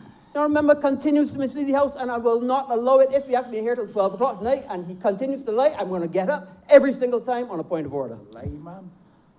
It's a lie. Well, I will not even ask, ma'am, that you rule he withdraw that remarkable line. I would not even go there. Let him continue to speak. And we can be here till 12 o'clock. Because from his own lips, we just heard escape. That the economy was in trouble for 10 years, up until that 2 years, and into that 2 years. I have never suggested it was only for that 2 years. I did not reflect on the previous 10 years. And he reminds us that repeatedly, every single one of them, inclusive of him, every single one of them got up during the course of the last 2 years and suggested that we are where we are today because of the previous 10 years. The economy in Barbados was going south even before COVID. It has gone further south now, and Lord help us. But it was going south even before COVID, despite the structural corrections made. That was insufficient until the onset of COVID to turn things around for the people on the ground. Households were in peril. People were feeling stress. State finances were in a mess. All that in the past 2 years while we had these consultants on board. I'm simply saying, if you want to go forward with the same number of consultants, and especially if you think of taking on more, let's reflect upon the context. You just fired 4 ministers and a parliamentary secretary because financially you're constrained. Madam Chair, on a point of order. What is the point, Honourable member? The honourable member continues to mislead the House. There was no firing of any minister. for him to suggest to the people of Barbados that there was a firing of a minister, he continues to mislead the House. There was a cabinet reshuffle, which is the complete Honourable purview member, of the Prime Minister of Barbados. I recognize what you're saying, but like the Honourable Leader of the Opposition, that would be your opinion. Honourable Leader of the Opposition? Well, I don't know how I am I don't know how I am misleading. Go ahead, Honourable Leader of the Opposition. I don't know how I am misleading the House. The honourable member, Sir Michael E. sits next to me quite closely at this moment. And I understood that he was fired. And if he was not fired, he should get up in here and correct me. But he was fired. I heard a very, it was a painfully impacting submission from an honourable member for St. Andrew, who suggested he was fired without any regard for his dignity. Now, for the member for Christchurch West to say they were not fired, and I am not commenting on a cabinet reshuffle, I am simply saying, if you're going to fire 4 ministers and a parliamentary secretary, and you're looking to reduce the cost of cabinet, you have to justify why you are engaging further one who has been seconded here from the IMF and retaining all of the others. And I have no problem with this particular one. If you want to retain him, retain him. But if you're retaining him, do you have to retain all of the others? That's all I'm saying. If Barbados is under financial and economic stress and government's purse is burdened, then you can't simply come here and say it's a simple and straightforward thing. Well, it's not for me. It may be for the people of Christchurch West. It may be for the people of Christchurch East Central. But I have a feeling it is not for them either. But it's certainly not for me. So if you are going to retain him, are you also going to retain all of the others? Will we not see a trimming of the architecture with respect to consultants, especially around the Ministry of Finance? Now, if I am out of place in asking that, I will continue to be out of place. And if that disturbs the honourable member for Christchurch West, he will have to continually, continue to be disturbed.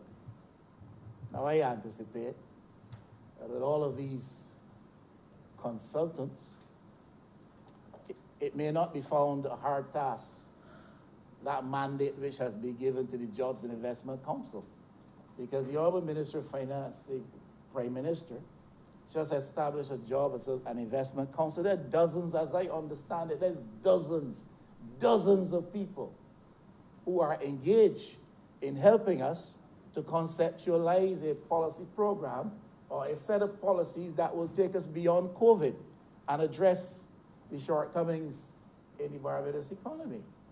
Now, if you have such a large network of persons constituting a Jobs and Investment Council, and I presume that when we have the throne speech in a matter of weeks, that much of what will come out in the throne speech will come from the reports, the findings, the recommendations, certainly deliberations, discussions with the Jobs and Investment Council. You know, establish a large Jobs and Investment Council with scores, dozens certainly of people. Now, if these persons are doing the service to their country that we anticipate they will do, then why do we need all of these consultants? Why do we need to continue with all of these consultants in this very difficult time?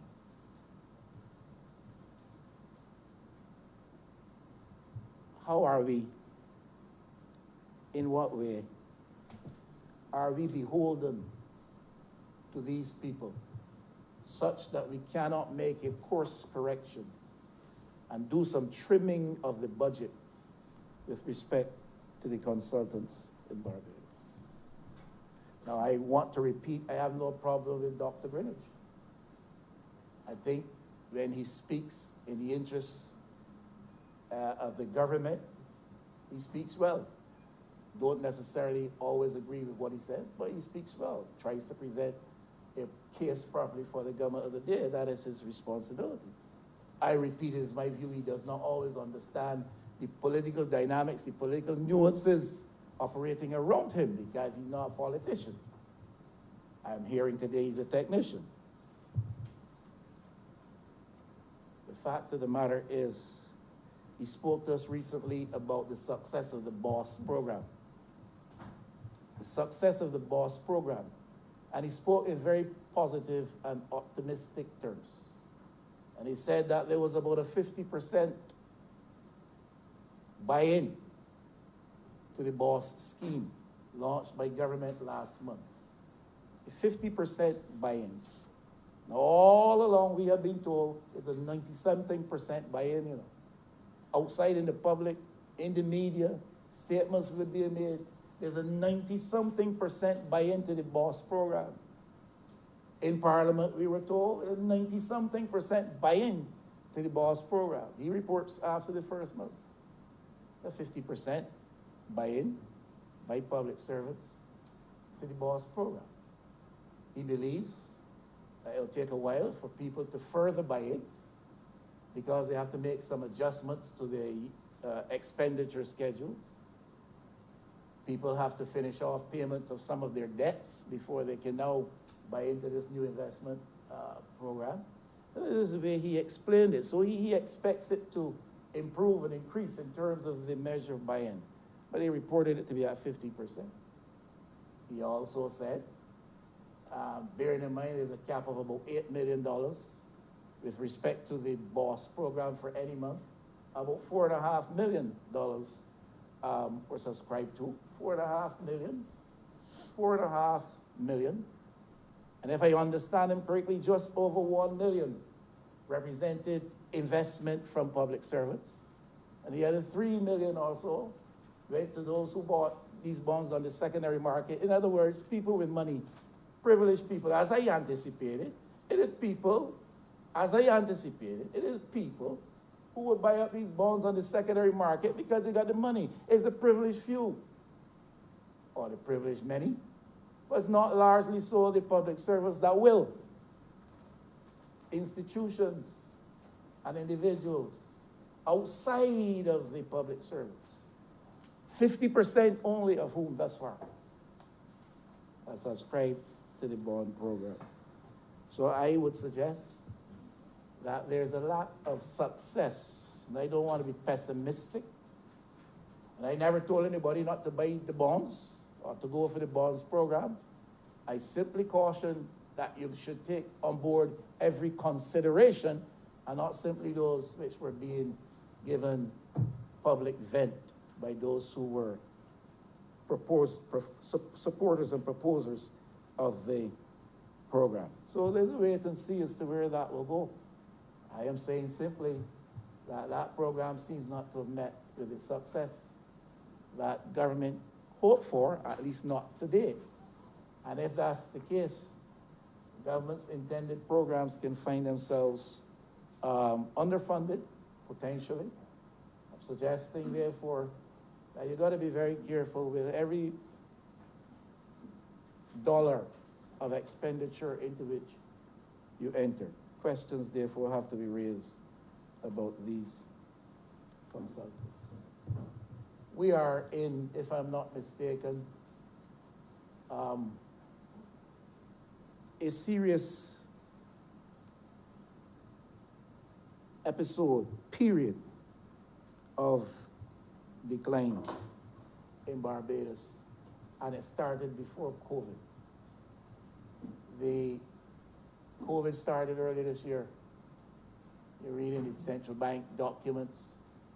You recognize that the private sector in Barbados, upon which we pin our hopes so often, despite our experience to the contrary, for 3 straight years, 3rd straight year, this is before COVID, Madam Chair, 3rd straight year in terms of accessing credit, which is available in the banking sector, have not been doing so for 3 straight years. Private sector not accessing credit for any investment, further investment in Barbados, because we are in a period of decline. You can stand and say, and date it and locate it back in the 10 years before 2018 May. But the fact is, you had 2018 You had 2019, and we're now into 2020, and the public sector, the private sector has not shown any indication of a willingness to access credit for investment in Barbados. Because we're in a bad economic period. COVID did not start it. May have made it worse. Did not start it, but for 2 years prior to COVID, we were still in a period of poor performance in Barbados. Construction is still on the decline, according to the governor of the central bank. And one might say, yes, the period of COVID with curfew and restrictions and stuff like that, there was the absence of activity. This may be true, but construction was in decline before COVID. All I'm saying is, Madam Chair, you hire consultants, you engage the services of consultants. There's a context in which you do it, and you can't simply stand and say it's a simple and straightforward matter. If construction is in decline, if the private sector is not stepping up to the plate, tourism hasn't performed properly or positively for over 10 years. Over 10 years, tourism is not now, since COVID has come and cruise ships not coming and hotels have been shut down, that tourism has, the average rate of growth was a zero, according to my notes here, I think I wrote 0.7 between 17, 18, 17, 17, 18, 17, 18, and 18 to 19. And beyond, and before that, tourism was under stress. Some instances we had increased numbers, but not necessarily increased spend. Agriculture, you know, Madam Chair, at the beginning of this COVID experience, Honorable Prime Minister held a consultation, a meeting at the Hilton. I happened to have the opportunity to be there as invited. And I heard some of these same consultants, one in particular, talking about what we'll be doing going forward in the next 3 months, especially with respect to investment in construction sector and projects that will get started and will keep Barbados on a certain level. I raised the question then, these commitments of which you boast on the part of the private sector, these commitments of which you boast on the part of the public sector, are these considerations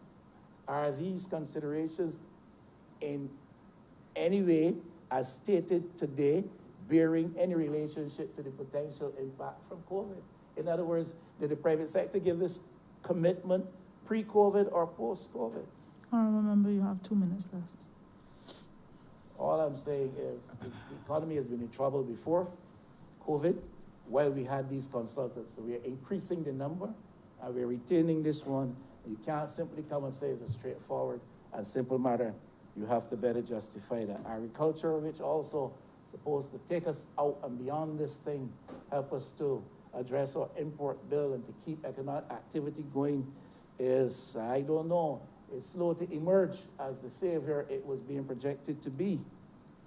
And we've had a minimal increase in some aspects of agricultural output, but at the same time, an increase in inflation on prices, especially food prices, is now at a level of about 5.2%. Madam Speaker, you bring this measure here, you bring it in a certain context, you can't begin and end by saying that it is a simple and straightforward matter. You have to better justify it and show greater respect for the Parliament and the people of Barbados. Thank you. Thank you. Honorable member for St. James South. Thank you, Madam Chair. I rise today to share with the Chamber my thoughts on the remarks made by the Honourable Leader of the Opposition. I was grieved by it, and I'll explain why, Madam Chair.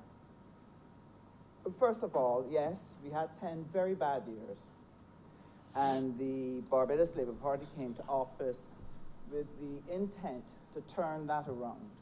We came to office with a plan, and we put that plan into action to, one, halt the bleeding of the Barbados economy, and to put in place the necessary measures that will help to turn this country around.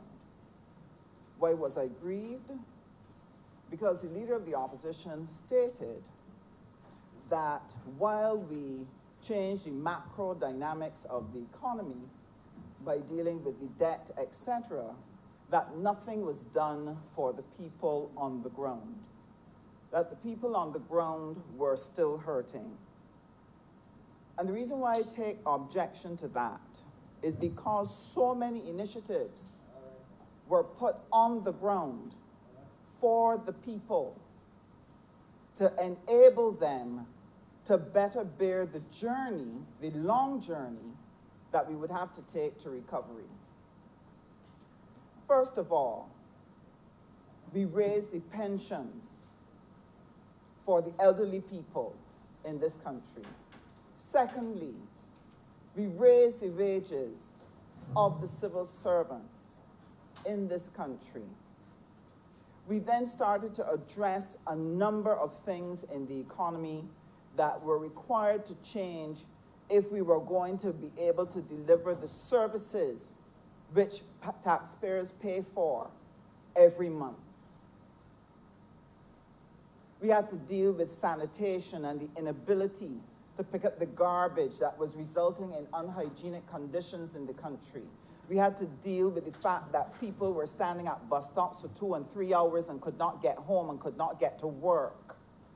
We had to deal with issues such as what was happening in the health system, where people were at accident and emergency 2 and 3 days waiting for care. And so we opened the polyclinics 24 hours and sought to streamline that entire process so that Barbadians could get the medical care that they needed and not find themselves having to wait and allow accident and emergency to deal with the emergencies that were on the ground. We had, Madam Chair, in terms of the Ministry of Agriculture, the feed program, which brought hundreds of farmers, people who wanted and needed land to farm, people who wanted to get the necessary training. And they were brought in and they have been given lands, they've been given training, and they have already started to produce. I have been able to buy produce from any number of them, Madam Chair. We had issues in energy, where we're trying to build out renewable energy, but to create a renewable energy sector that allows the ordinary Barbadian to be able to participate and for the benefit of the leader of the opposition. The ambassador, Mr. Masco, and the other consultant, I'm sorry, I apologize for calling a name, the other consultant, worked with the various ministries that had responsibility for transforming their area of work in order to help Barbados build out new or revised economic sectors that would take Barbados well into the future. Not only did we do those basic things when we came in to help Barbadians on the long journey, having been faced with an unexpected crisis, a global pandemic, this government turned quickly to be able to help Barbadians weather this further storm that was coming now to seek to wash us back.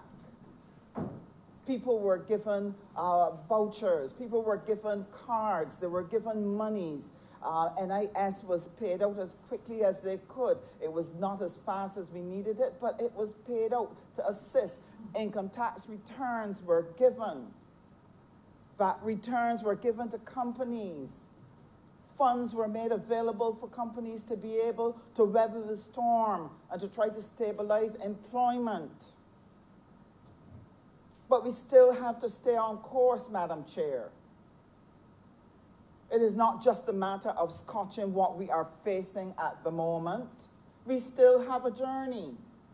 We heard earlier, in an earlier bill, the Honorable Member for St. Joseph's speak about what we face on the international scene. The international scene is not seizing what they are doing in relation to small nations like ours. They chase us all over the globe, making it extremely difficult for us to be able to function and to ensure that our citizens are able to live a reasonable life, to have opportunities for work, to be able to expect health care and education.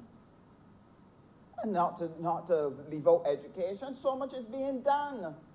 I'm not going to speak to every single thing because I know other members will stand and speak and defend the record of this government over the past 2 years and what we have done. We have spent millions of dollars, millions, assisting the ordinary Barbadian. They can see where their money is being spent. Now, I want to say this. We are still in a difficult situation. We are still fighting the OECD, the EU. We are still battling with trying to ensure that we are able to build CARICOM, that we can create the markets that we need. We are working assiduously to help the private sector identify opportunities across the globe and in the region where they can begin to look at doing the export that is needed to help us to be able to replace what we've lost in tourism and the pressure that's being brought to bear on the financial services sector. So there is a lot of work still to be done, and even more so because of COVID. Now, Madam Chair, you are a medical person. You may not perform surgeries, but you know better than I would that if you have a very difficult surgery that calls for specialists to perform the surgery in order to save the life of the patient, because the ordinary surgeon who does not specialize in that area would not be able to bring the benefit or value that would be necessary to save the patient's life. You don't stop the operation in the middle when it has not been completed because you have financial difficulties. If that person is to get back on their feet, if they are to recover and to continue to do the work that they need to do, then you have to keep the specialists on board until that surgery is satisfactorily completed. I want to say something to Barbadians. I know how they feel whenever they hear the term consultant, because we've allowed it to become a bad word in this country. And it becomes a bad word when people are brought on, not because you have urgent, specialized work that you need to have done, but you bring on friends and family and call them a consultant, and nothing comes out of the monies that are being paid to people like that. And this earned the term consultants a bad name. What Barbadians need to do is to be able to understand, and this is what we share when we're bringing people on. We share what are the tasks that they are being assigned to do. What is the urgent need within the economy, the urgent need within the society that requires their specialized skills? And we do that because not only are we in a dire situation, it is also the fact that time is against us. One of the difficulties we have in the Ministry of Foreign Affairs when you are dealing with some of these international agencies is their inability to understand that small nations like ours cannot move at the speed with which they do. Very often, they have 200 people dealing with a matter who specialize on a particular area and therefore can bring a level of research and a level of presentation to the negotiations. That is difficult at times for us to be able to do the same because their 100 people in our situation might be 6 or 3, or in some cases, Madam Chair, 1. And therefore, if Barbados is going to be able to negotiate in international arena, if we're going to be able to bring the most professional help that we need in order to win our case, because the point is that you have to win the case. It's not just to have a case, you must win it. Because if you do not win it, the ordinary Barbadian in Barbados will suffer. And this is what we fight every single day. And I want every Barbadian to understand. At the center and at the heart of the Barbados Labour Party administration is the well-being and prosperity of our citizens, and in particular, the next generation which is to come. So much of what we do is not only about today. We've got to lay a foundation for the future, that they can participate in that future, because we didn't just scotch today, we planned for tomorrow. And to do that, we have to have the very best skills available to us, because it's a new world. All the dynamics are shifting around us. What we used to do years ago in foreign trade is very different from what you have to do today. What we're doing in agriculture today is very different from what happened yesteryear. The world has changed. And we have to catch up. But in the meantime, we still have to perform, and hence we need the additional advisory skills and specialist skills of consultants who can help us to get there. And I want to sincerely thank them for the excellent work that they've done. I want to thank them because we see it reflected in the assessments of Barbados, not only in terms of the credit rating. We not only jumped several notches, but the outlook for the country changed when we put all of those measures in place and did what we had to do to save this country, so that we were affirmed by international agencies as having a stable outlook. So I want to thank them for that work. COVID was unfortunate. It made the first 2 years look like a dry run. We now have to grapple with a COVID environment that will be with us for some time, and everybody has to make the necessary adjustments to it and for what it will call for. And therefore, we are working assiduously to change our plans, to change our approaches, to reflect what are the new conditions that we have to cope with, that no one planned for. And I want to thank the honorable members in this chamber, the ministers and their staffs that work hard every day to help this nation make the adjustment so that we can cope in a COVID environment.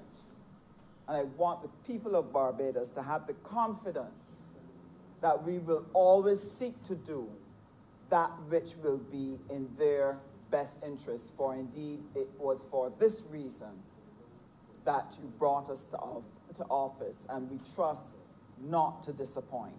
I'm obliged to you, Madam Chair. Thank you. Honorable Member for St. Michael's South Central. Thank you, Madam Chair. You know, it is perhaps easy, certainly easy by comparison to governance, to stand up and to pose questions over and over and over, questions that continue to be asked and answered in this chamber. under the guise of just wanting to know, under the guise of, well, I just have to ask the question. I want to clarify certain things regarding this resolution. Dr. Kevin Greenidge is a Barbadian.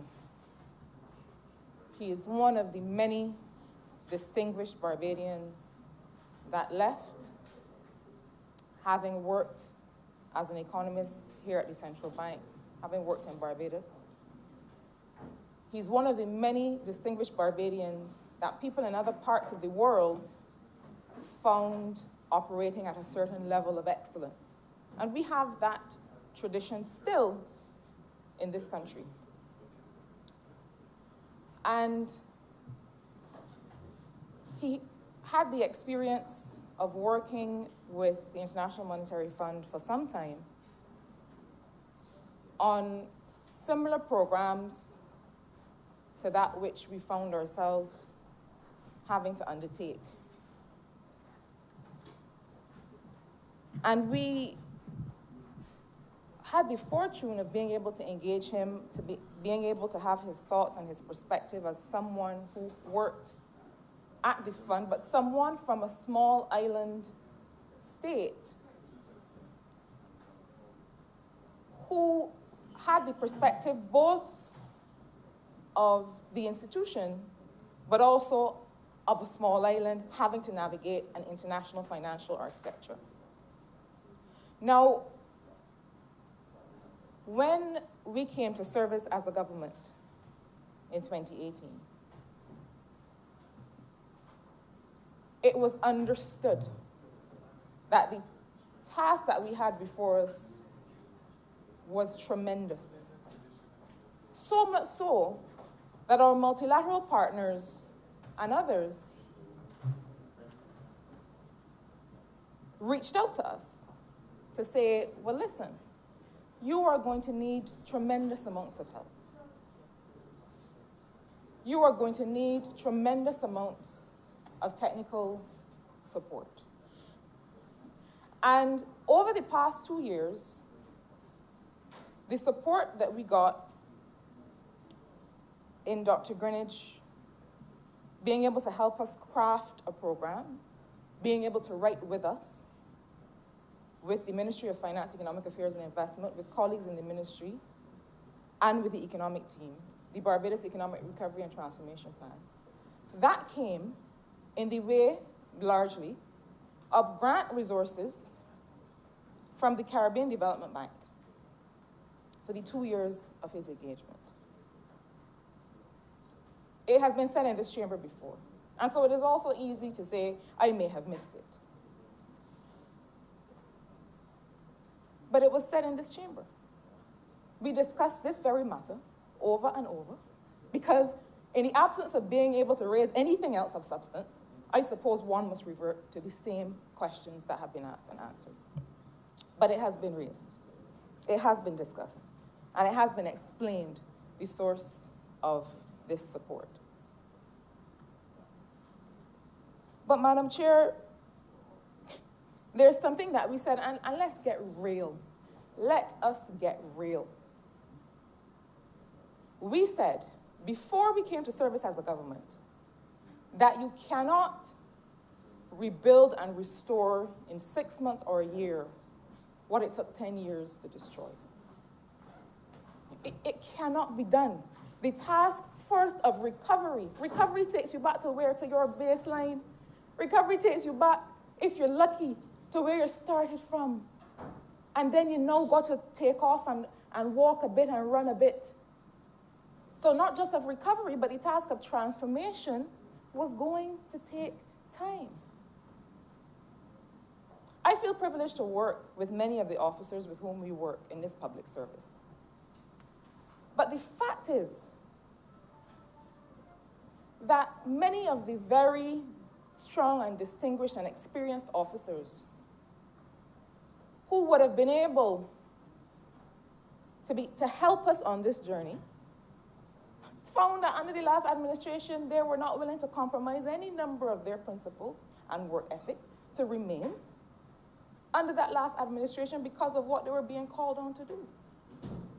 Apart from that, if you as a public service do not continue to invest in the skills and the practice of those who work in your ministries and departments and agencies, not for lack of trying and not for not wanting to, but eventually you will find that under that lack of investment in skills, people start to lose the skills that they had honed and that they had practiced through no fault of their own. If people are not being challenged to work and to practice what they know how to do, the same thing would happen, Madam Chair, with you and I. If you are not allowed to continue your practice of medicine, there are certain things that you might start to forget. And so when you have a situation where for 10 years, you have a public service, one, where many talented, skilled senior officers found that they were no longer willing to be associated with that administration. And on the other hand, where young officers were not allowed to develop, at some point you're going to look around and you're going to find that you don't have all the hands that you need to be able to do the heavy lifting. And so we have named all of the consultants with whom we work. The Honorable Leader of the Opposition, you know, being vague is a privilege of opposition, but not one of governance. This notion that they're all of these unnamed consultants, we've named the handful of men and women who are supporting us.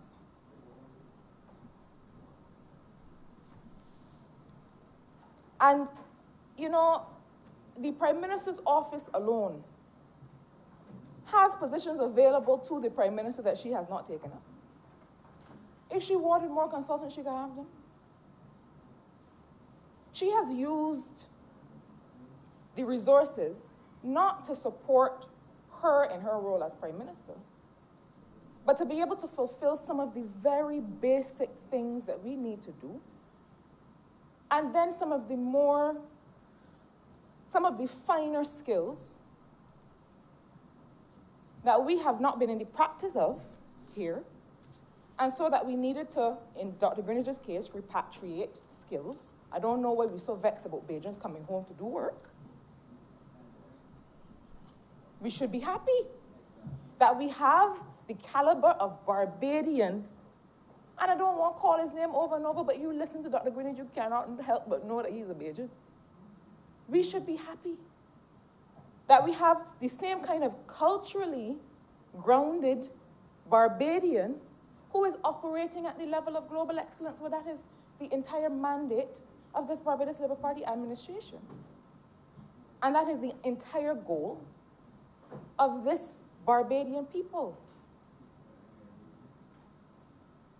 Citizens who are grounded in where they come from, but who can soar to such levels and who can make sure that Barbados soars with their help and with their input and with their support. And so we very carefully looked around to understand what are the skills. The Honorable Member who spoke before me made reference to it very well. In this global environment, in an environment where you have a previous administration who didn't do much, so they didn't really need anybody, except for the ones whose pockets they want is a pad. But when now you have to fight in the context of anti-money laundering, to fight in the context of tax avoidance and base erosion, these are large fights that we, as a small island, have to fight. We need the ammunition. We need the resources. But I also want to clarify, and I think that we should make the terms of reference of Dr. Greenidge a document of the House. Because the other thing that I want to emphasize is that we have engaged consultants for a discrete range of matters. And we have found that we've gotten more than our money's worth. Because when you look at what was happening in some of these state-owned enterprises under the last administration, the fact that you could hardly get a financial report, you could hardly get audited financial statements. And again, not necessarily because people did not want to adhere to the rules of good financial management, but if it's not required of you, then after a while you don't think that you need to do it anymore. And we had to jump very quickly to a situation where we were able to report the 5th day of every month on all of the departments and agencies and SOEs, what they were executing, what they were forecasted to spend, what their revenue position was, the financial information. That does not happen by accident. And people who we engaged to do a very narrow set of things, we ended up having to deploy them here, there, and everywhere at a moment's notice to out fires all over the place. Let us get real. Because we did not have the resources. So a man who came to do 5 things ended up running up and down across institutions to get us back in the shape where we could be accountable to the people of Barbados. You know, the Honorable Leader of the Opposition warned us that he was going to come with this notion that the financial position we're in today in August 2020 has nothing to do with COVID. He warned us, you know. In this in this chamber, he said, pre-COVID, before we knew that we were going to have a 31% fall in revenue, before we knew that we were going to have a 21% increase in expenditure as of the first quarter of this financial year. He said, I hope you're not going to blame COVID when things go wrong, because he was setting up the discussion. Knowing full well that globally, this pandemic has reset every development baseline, has completely overturned economic models. And it is disingenuous to suggest to the people of Barbados otherwise. I think sometimes, Madam Chair, when you make something look very easy, it is like a duck on water. You know, you see the ducks sailing along smoothly, but you don't see the flapping that's going on under the water. It takes a lot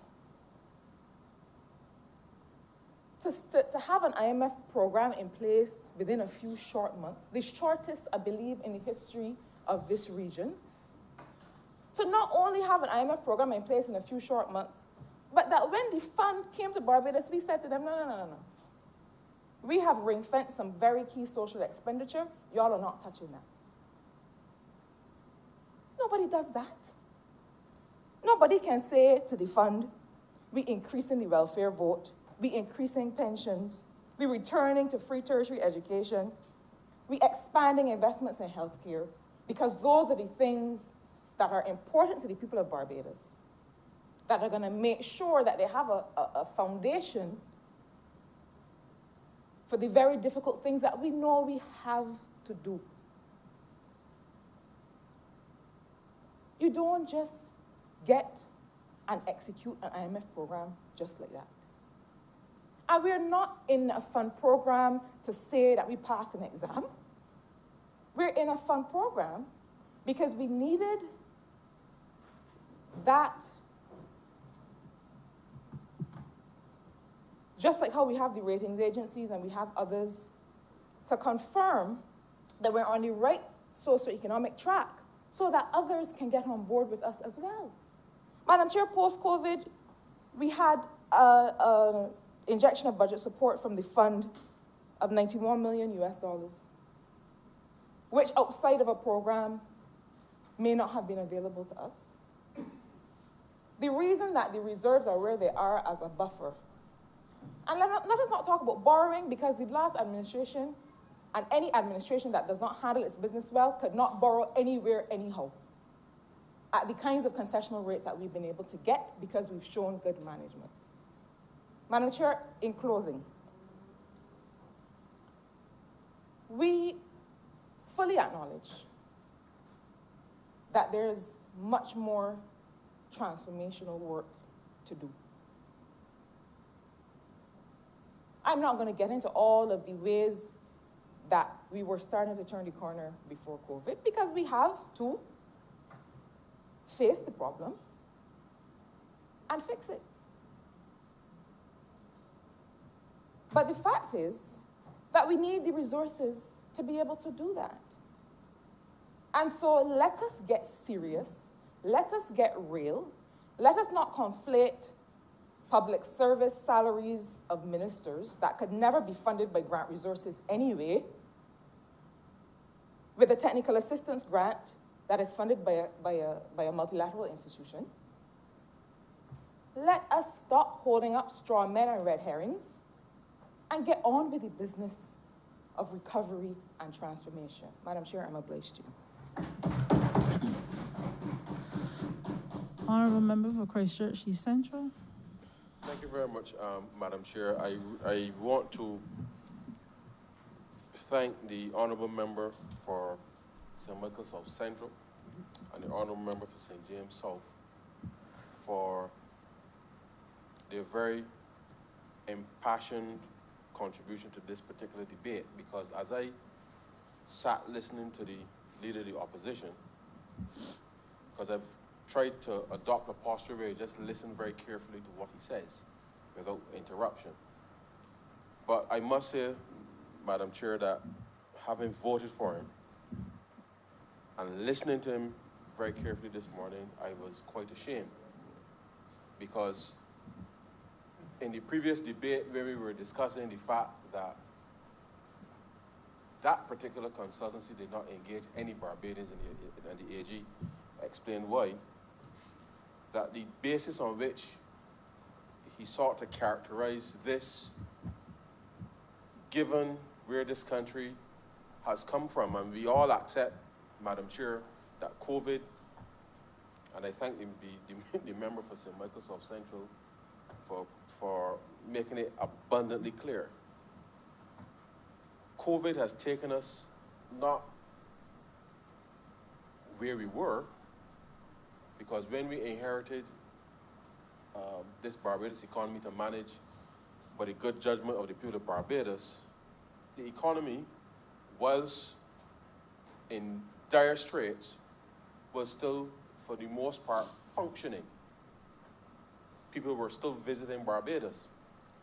But COVID has put us to a point where a large part of our economy, tourism and other related services, no longer functioning, and hence the report of the central bank governor a few days ago. Now, that does not mean, Madam Chair, that we're just going to throw our hands up in the air and not respond in the way that we know that we are capable of responding. Now, I can say this to you, Madam Chair, because I have known Dr. Greenidge now for 20 years. When I joined the research department of the central bank as a young research officer, Dr. Greenidge was a senior economist. And whilst this resolution speaks to the fact that we have Barbadians, and I think in our manifesto, as you are aware, we want young Barbadians, and we want Barbadians to be global citizens. And the only way that we will get Barbadians to be global citizens is if we invest in Barbadians. And the reality is, like Dr. Greenidge, I would not have been able, Madam Chair, to join the central bank at that time, 20 years ago, as a research officer, had it not been for free tertiary education at the point of delivery at the University of West Indies. And that is one of the things that we reinstated as a government when we came into office, because we understood that we needed to invest in the future of Barbados, and we needed to ensure that we build human capital in this country. So that at any point in the future, and I say this without apology, as you may recall, Madam Chair, I was the president of the Barbados Economic Society, I had little or no interest in politics, but the Honorable Prime Minister held me one afternoon and convinced me that I needed to step up and get involved in the political process in order to help make a change. And I do not regret that by any stretch of the imagination, but what I regret is the characterization that the leader of the opposition will seek to make for Barbadians wanting to come to the aid of their country at the time when it is most needed, and to seek to conflate that with what the previous government in any way would have done with, because the people that they paid and called consultants were not consultants, and I think the honorable member for St. James South made that quite clear. Quite clear. Because what we have been able to do in the last 2 years was to start to put the puzzle pieces back together to ensure that, Madam Chair, that all of the money that public servants, with respect to the national insurance contributions, and let me just remind the chamber, because the Prime Minister always says repetition is important, because we seem to forget very quickly. When we came to office, for the last 3 years of the last government, Madam Chair, national insurance contributions were not paid for public servants, and we set in motion a plan to be able to repay those monies into the NIS.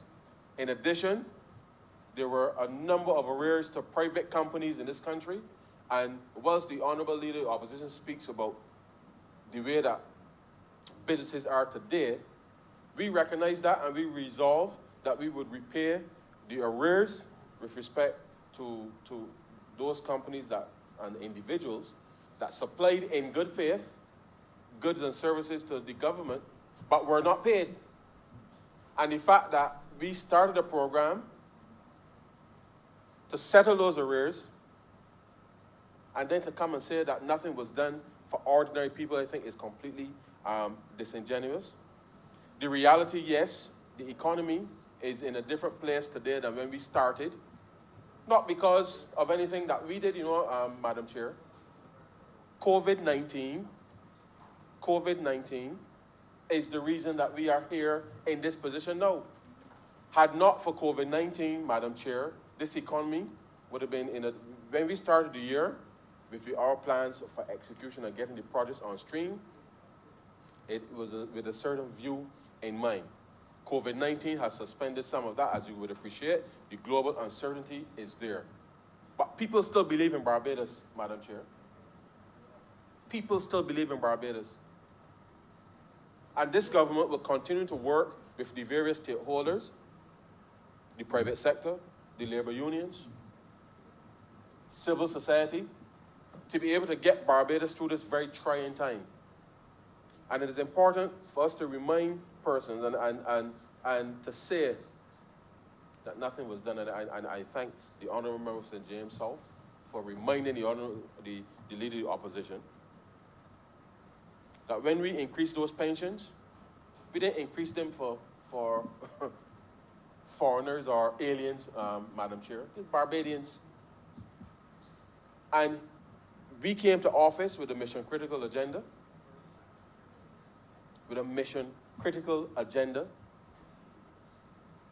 which he clearly understood was going to be the plan for rescuing this country, but he determined, Madam Chair, that he was not to be a part of it. So when he speaks about consultants and what people are doing in the government, it is entirely his right to choose where he wants to be today. But the rest of us, the rest of Barbados, we are working to ensure that we can improve the lives of the people of Barbados. And this particular resolution, I am proud to know that we have Barbadians who are capable of helping their country in their darkest hour. And whilst Dr. Greenidge has been proud to serve his country and has done so faithfully, and I can tell you, he has been, as the member for St. Michael South Central has said, Dr. Greenidge has been all over Barbados, doing all kinds of things all over the government, because the Prime Minister, and if anybody knows the Prime Minister well, you know that there's not really much rest. And Dr. Greenidge has served. The consultants within the Ministry of Finance have equally served. And it is entirely fit and proper to know that we have Barbadians who have stepped up in the time of need. We are not where we wanted to be now simply because of COVID-19. But we are still charting a path to be able to see us through this very stressful period of our recovery, but we are still committed to transforming Barbados. We are still committed to the recovery efforts. And therefore, we, as a government, we've taken the decision that we will continue, that COVID-19 notwithstanding, and we have to manage COVID-19, but that will not be a barrier stopping us from transforming Barbados, stopping us from getting Barbadians to be able to engage the world, getting Barbadian companies to be able to take advantage of opportunities. We are conscious that the longer the fallout from COVID-19 stays with us, the more difficult it is for ordinary Barbadians to be able to achieve those goals, and which is why we need more than ever to pause, Madam Chair, to pause, reassess where we are going, which is what certainly this exercise is about. And certainly I believe that in the throne speech that will come, Barbadians will get that very clear signal as to where this country will need to go. And that has been our ethos. We continue to engage, and I heard the Honorable Leader of the Opposition make mention of the Jobs and Investment Council and having dozens of people involved. Now, the reality is, Madam Chair, we have, as a matter of course, consulted with all of the stakeholders consistently. But the day-to-day execution is the responsibility of the government.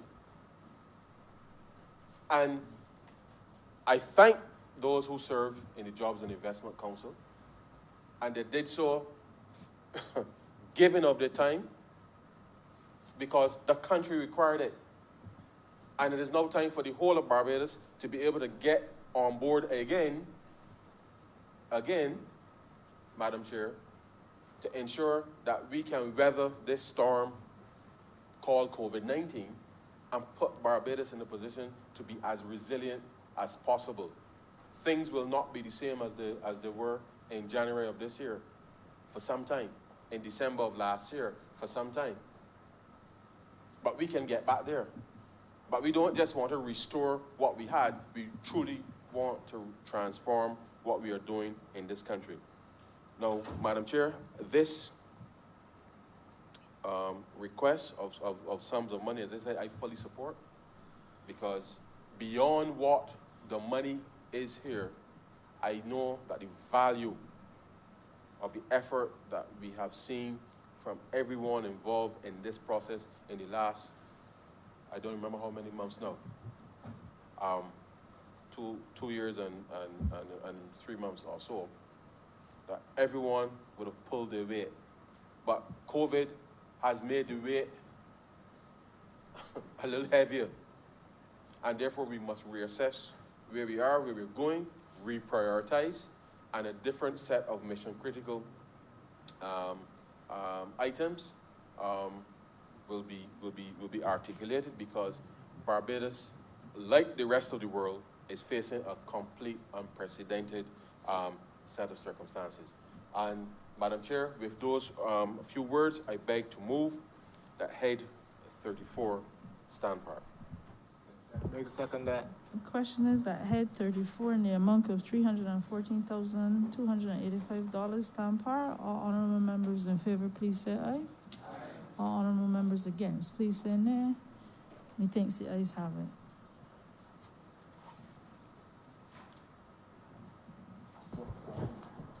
Madam Chair, beg to move that you do not report progress to His Honor the Speaker, the passing of 2 resolutions in committee. Seconder? Question is that I do now report to the Honorable Speaker the passing of two bills in standing finance, two money resolutions in standing finance committee. All honorable members in favor, please say aye. All those against, please say nay. Methinks the ayes have it.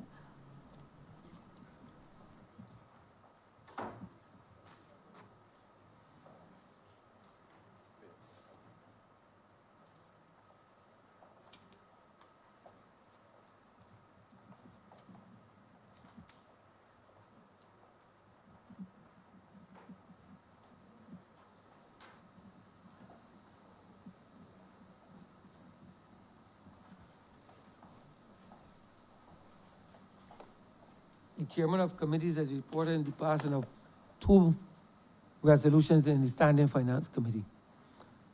Honorable Leader of Government Business. Thank you, Mr. Speaker. I beg to move the suspension of the sitting until 2:20, sorry.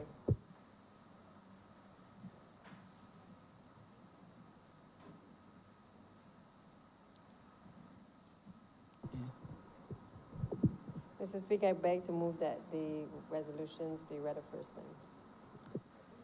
The question is that the aforementioned resolutions be read a first time. All those honorable members in favor, please say aye. Those against, please say no. Methinks the ayes have it. Mr. Speaker, I beg to move that the resolutions be read a second time. The question is that the aforementioned resolutions be read a second time. All those honorable members in favor, please say aye. Those against, please say no. Methinks the ayes have it. Mr. Speaker, I beg to move that the resolutions be agreed to. The question is that the aforementioned resolutions be agreed to. All those honorable members in favor, please say aye. Those against, please say no. Methinks the ayes have it.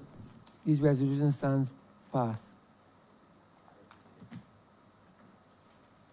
Mr. Speaker, revert to government notices. Honorable Leader of Government Business. Mr. Speaker, I beg to move the passing of a resolution to grant the sum of 52. To give notice. To give notice, sorry. To give notice of a resolution to grant the sum of $52,453,267 from the Consolidated Fund and to place it at the disposal of the government to supplement the estimates 2020 to 2021 as shown in the supplementary estimates number 5, 2020-21, which form the schedule to the resolution.